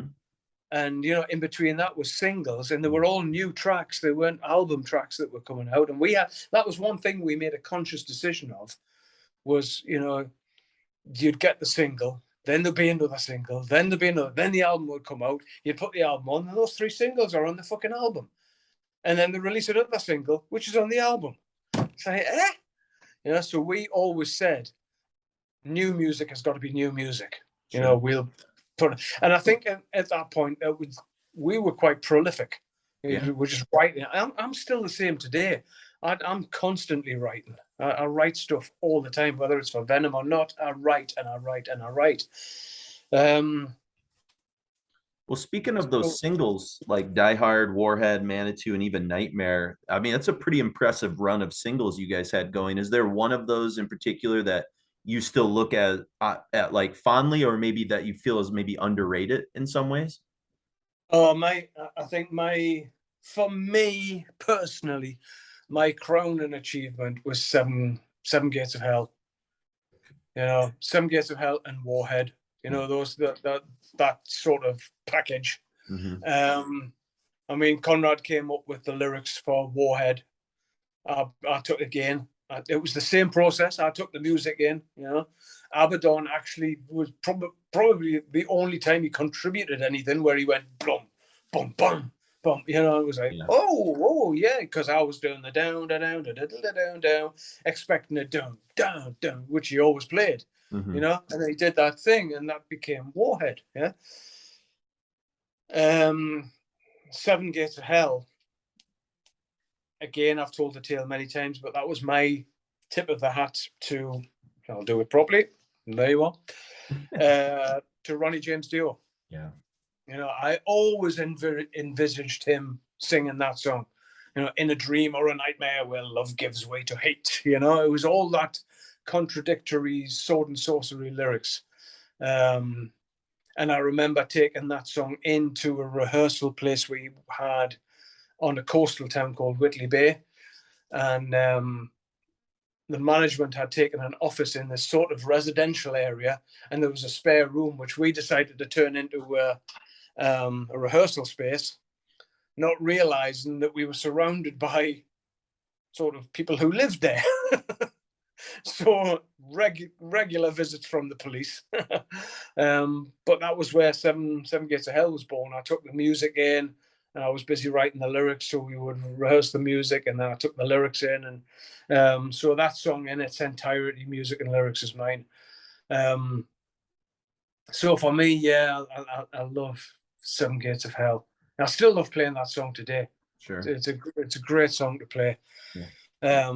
But no, I mean, the singles were great. I mean, you know, there's there's a tale which I may tell in the book. I don't know. I haven't told anybody yet. But one of our label mates at Neat Records, way back, right, were the sort of, shall we say, the spark or the catalyst for Live Like an Angel, Die Like a Devil. Interesting. Interesting. Yeah. Yes. I won't speculate. I won't put you on the spot. So I've never even told the people involved. Yeah. I just remember hearing something one day and going, ooh, if you turn that, ooh, right? Mm-hmm, yes. Yeah. And it was another one of those, you know, it was between them and the Overkill album again, because Live Like an Angel is all the all the double stops again in the same, all in the key of A. That's the one I think I wrote notes that said this sounds like something off Overkill or Bomber. That's funny. Yeah. That was the one I think that raised the flag. So yeah. Mm-hmm. Yeah. Now, if you fast forward years and years forward, right, all that stuff. I mean, it's common knowledge now that, you know, on the album Ave, the drums are still the original programmed demo drums, because what we received from Abaddon was, quite frankly, terrible. Yeah. But when I programmed those drums, I did everything with his playing in mind, because, you know, I'm not Yngwie Malmsteen, but he certainly isn't fucking Dave Lombardo. Let's put it that way, right? So I knew there wasn't going to be any million miles an hour fucking double bass drums, although we had worked with drummers in Empire like that, like Francesco La Rosa, Mark Jackson, you know, Martin Skorupka, who's now in Cradle of Filth, you know. I worked with a German drummer called Bodo Stricker, who blows the fuck out of anybody I've ever played with. Incredible drummer. And now we've got Jeremy, you know. All amazing workhorse, professional fucking, you know, practice their craft type of drummers. Abaddon, by his own admission, fucking hated playing drums. He didn't want to fucking do it, you know. But the drums were programmed with him in mind. And I remember getting this communication from him about Metal We Bleed, the track. And I was like, well, fuck, you can't play that, man. You can't play that. And I was like, oh, fucking hell. Now, if you listen to Metal We Bleed, right, all I'll say is, listen to the opening of Metal We Bleed, and then listen to Too Loud for the Crowd. Right? Just take those tom. It's the same, right? The rundowns, which are bam, bam, bam, bam, bam, bam, bam, bam, bam, bam, bam, bam. That is straight out of Live Like an Angel, Die Like a Devil. Down, down, down, down, down, down, down, down, down, down, down, down, down, down, down, down, down, down. He didn't even recognize his own fills. You know, they were all there specifically because, you know, I sort of thought, right, I'm writing for this album, but Abaddon's back in the fold. So I've got to rein it in with Mark, with Francesco, with Jeremy, Bodo, with fucking Martin. I knew I could write anything and say, can you do this? And they'd go, yeah, of course I can, you know. And sometimes I was scared to put too much in, you know, because if I'm programming the stuff, I like to think, even though I can't play drums, I can knock out a beat, but that's it, you know. Apart from that, if I've got to put a fill in, I'll get fucking lost halfway through it. But I've listened to enough of it and done it enough to think, right, if I'm programming, I know I've got to, you can't keep the ride cymbal going while you're going, all the way, you know, little things like that. Sure. And I knew Abaddon's style of playing as well. And I knew it had to be kept basic. Mm-hmm. Yeah. But even so, what we got back, you know, was just forget it, you know. But you know, sometimes having the freedom to write like that, like we did on the new album, on There's Only Black.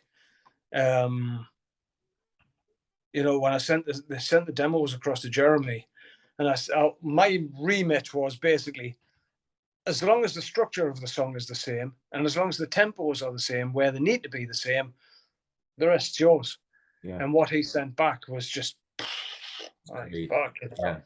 I mean, it's just, he's just had a thing in Sick Drummer as one of the metal drumming albums of the year. Wow. You know, it's a fucking hell, you know. But again, you know, these are people who practice their craft, you know. And but I have to say,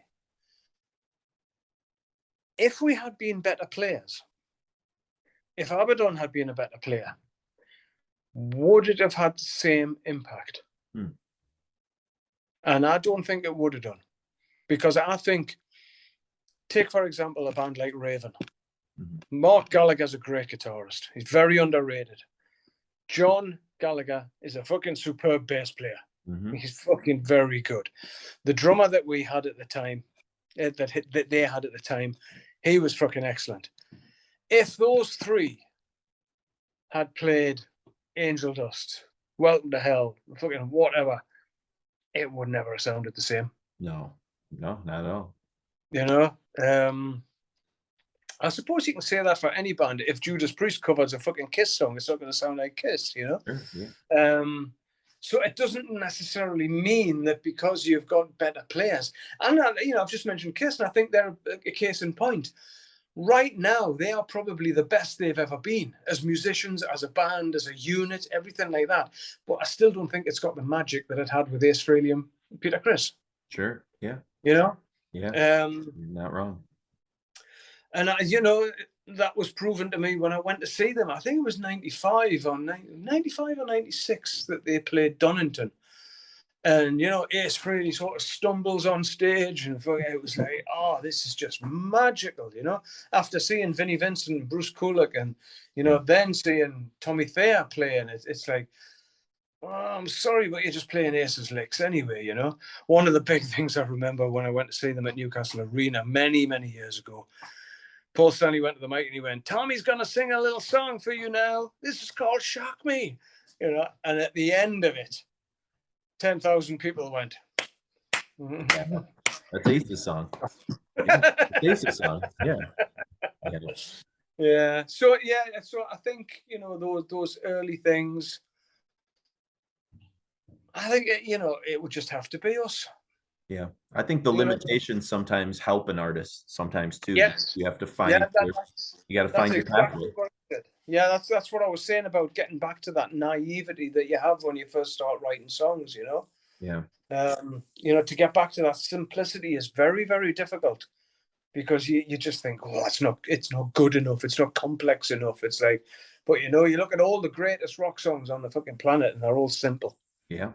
Yeah. Very, very simple things, you know. It's like when I used to do this thing called rock school in England, we used to basically go into these sort of little bit deprived areas, and, you know, just to get the kids off the street, we would go to a community centre, we'd do a 3-month course, provide all the instruments, put them into bands, and then they'd get a little to do a gig at the O2 Academy. And you know, it's some of the little fucking, you know, 11 and 12-year-old guitarists, you know, I was like, fucking hell, you know, all fucking doing this. And I remember one of the first songs we used to teach them was Highway to Hell. And I remember when it came to the solo part, this little guitarist, he took the solo. he was fucking giving it all this. I was like, whoa, whoa, whoa, whoa. It was like, Angus is essentially a blues player, right? He's a fucking rock and roll guy, right? He's not Eddie Van Halen. But, you know, I remember me and Anita one night was sitting, just to reiterate the simplicity of songs. And we were saying it was late and we're just channel hopping. You know, when you should go to bed, but you're sitting there still doing this, you know? Yeah. And all of a sudden it was Rock in Rio and it was AC/DC. I was like, oh, come on, then we'll watch this for a while. And I remember there was this big walkway right away out into the audience. Angus Young walked all the way to the front of that walkway, just stood, looked around, and then went, da-da-dam, da-da-dam, you know. And I swear to God, 250,000 people just went. Yeah. For an A, a D, and a G. Yeah. There you go. Yeah. Fucking incredible. Yeah. Okay. We always talk about how difficult the drumming is in AC/DC because it's so hard to do the simple, like consistent beats without getting like busy. You know, there's almost like an art form. It's like Buddhist. It's like reduced, you know, in a cool way. So yeah, yep, absolutely. All right. Well, I'll get you out on this, and then like I said, we can maybe get together, you know, after Christmas sometime in the beginning of the new year. But yeah, no problem. Kind of, you know, obviously you leaving after Possessed, what brought you back with Primeval, and how did Tony Dolan kind of get involved? Because that record is kind of seen as almost a comeback record in a way. Like a lot of people love that record as kind of, you know, that second era of Venom, I guess, you know, if you want to call it that. Yeah. Oh, I mean, I was surprised how well received that album was, you know. I even spoke to a journalist who had been a huge Venom fan in the past, and he got the job of reviewing it. I'm not going to mention his name, but we were doing an interview with him in London. Yeah. And I remember being in this pub doing this interview, and before the interview started, we were just chatting, and he said, "I've got to say, great album, great album." I said, "Oh, like, cheers, like, you know." And I'd known this guy for a long time. Yeah. He said, "But I'm going to tell you right now." He says, "I was prepared to rip it to fucking pieces." He says, "Because you know me, I'm a Venom fan." Yeah. He says, "I was prepared to slate that." I was like, "Really?" I said, "That's a bit of fucking good journalism." And he went, "No, no." He says, "If I didn't like it, I was going to tear it to fucking pieces." I was like, "Oh, fucking hell." He says, "But great album. Fucking great, you know." He says, "What we've been waiting for, you know." I was like, "Fucking hell." And I think that album brought it back to what it was, you know, sort of back to, you know, not trying to overcomplicate things, getting too fancy with songs like Mystique and, you know, I always say it and things like that. That's why I say I think Primeval would be a good album to follow black metal. Yeah. But I mean, I remember at the time, I mean, when was it? It was probably be about 87, 88 when all this happened, something like that. But I had left in 86, and I left in 86 because of an incident which happened at the Lorelei Festival, well, back at the hotel, actually, in 1985.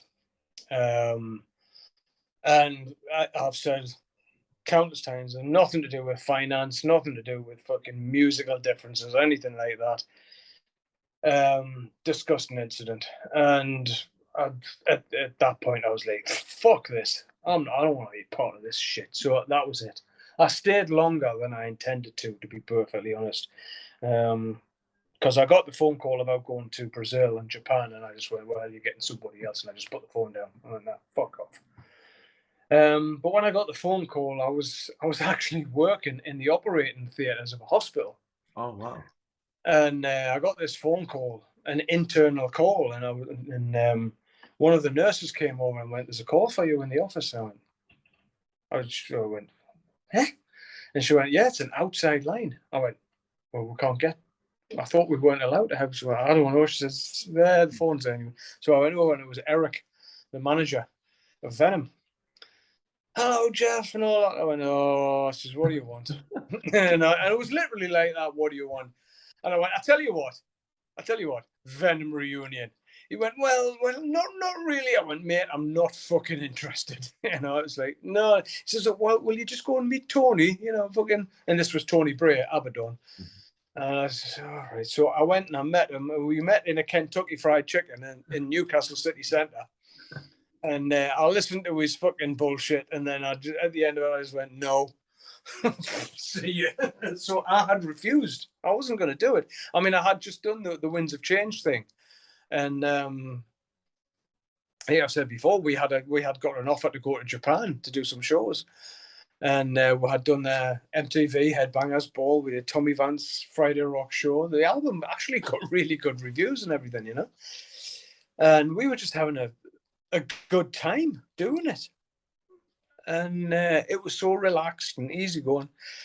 And then this whole Venom thing raised its head again. And at that point, Al Barnes was in the band with me, you know, and he was a good friend as well.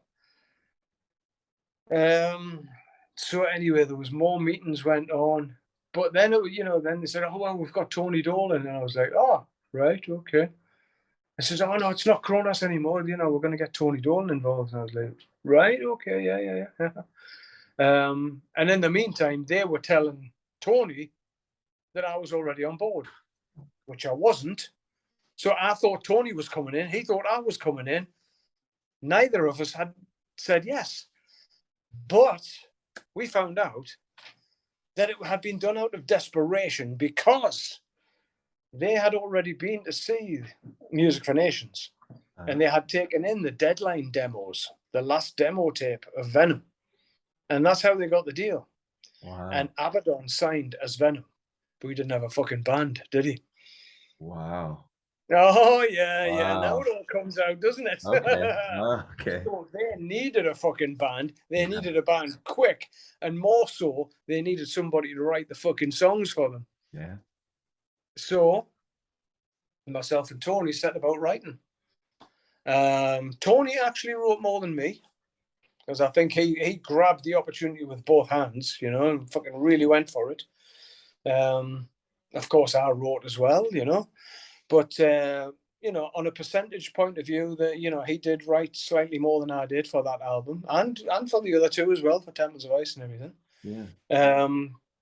And I have to say, at one point when we played the Marquee in London, it was probably the best the band had been musically, you know, as a unit. You know, Abaddon's playing, you know, all of us. All of a sudden, it just took on this life of its own. Yeah. But it was handled in completely the wrong way. We were put out on the shittiest little club tours and stuff like that. It should have been a case of, I mean, the promotion for that album was phenomenal. I was seeing in Newcastle city centres, there was huge billboard posters, Primeval, Venom, you know, new album. I'm walking around the city centre, fucking hell. You know, it was incredible. So the promotion was amazing for it. And we should have just went and played big festival appearances. Yeah. And then built it up like that and then went out on our own. No, we got stuck out on shit fucking tours. And I remember when it all came to a head, myself and Tony Dolan were sitting backstage waiting to go on for some fucking horrible show. And I remember looking at Tony going, and this was halfway through a tour, through a European tour. And I just looked at Tony and went, last one. He went, really? I went, yeah. And he looked and he went, right, that's it then. You know, so we played that show and then we had to go to Berlin after that. And then as soon as everybody was on the bus, we went, right, we're going home. And Abaddon, of course, was like, what the fuck? You know, it was like, fuck this, man, it's shit. And I made some excuse that I had to go home. You know, I'd had a phone call or something like that.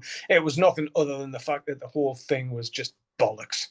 You know, we had, I'm not a fan of Temples or the Wastelands. And the Wastelands, have you seen the fucking cover? Yeah, it's rough. Fuck off. Yeah. Have you seen the cover of Temples of Ice? What the fuck is that? Yeah. It looks like a fucking. Have you seen the Emerson Lake and Palmer cover, Tarkus? Yeah. Yeah, well, it looks like a reject from that session. It's fucking horrible. It's like, fuck, where did you get this? Did the local play group do it? Yeah. Fucking hell, man. Christ. Yeah. I tell you what, there you go, kiddies. Get your fucking painty hands all over that. There you go. Oh, that looks like the Wastelands. We'll have that. Great. Fucking hell, what a load of shite. you know. Yeah. But still, you know, having said that, myself and Tony, during the early part of Empire, we decided to re-record some of those tracks, and we did an album called Crucified. So there's 2 new Empire songs on it, and we re-recorded some of the Temples of Ice, Primeval, and Wastelands tracks. We just picked a few out. Were those some of your favorite songs that you re-recorded? Did you kind of try and take some of the ones that you were most fond of, or? Oh yeah, I mean, well, Primeval was one of them. That Temples of Ice we redid. Need to Kill, we did that. Wolverine, fucking hell. There was a good few. I think there was 9 or something that we did. We did 9 songs. I think it was three off each album, something like that. Black and Other Priests, Carnivorous. And then we did 2 new Empire songs.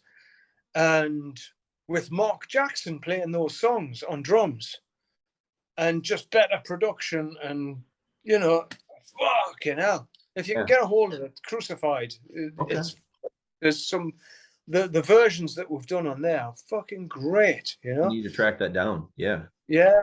It'll be up on YouTube in its entirety somewhere, you know. Just fucking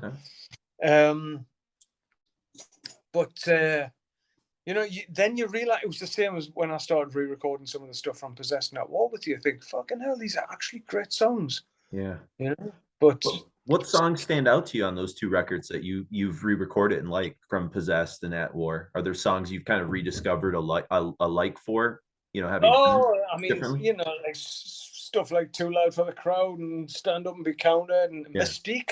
You know, Mystique is one of Conrad's songs.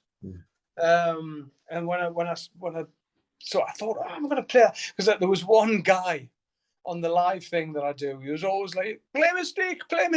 And I was like, by any chance, is this your favorite song? You know, oh, play Mystique, please. So I had to listen to it, and I thought, oh, come on then. So it's funny, even though you haven't played these songs for years and years and years, you know, it sort of all falls back into place. Yeah. And the other one was Chanting of the Priests. Okay.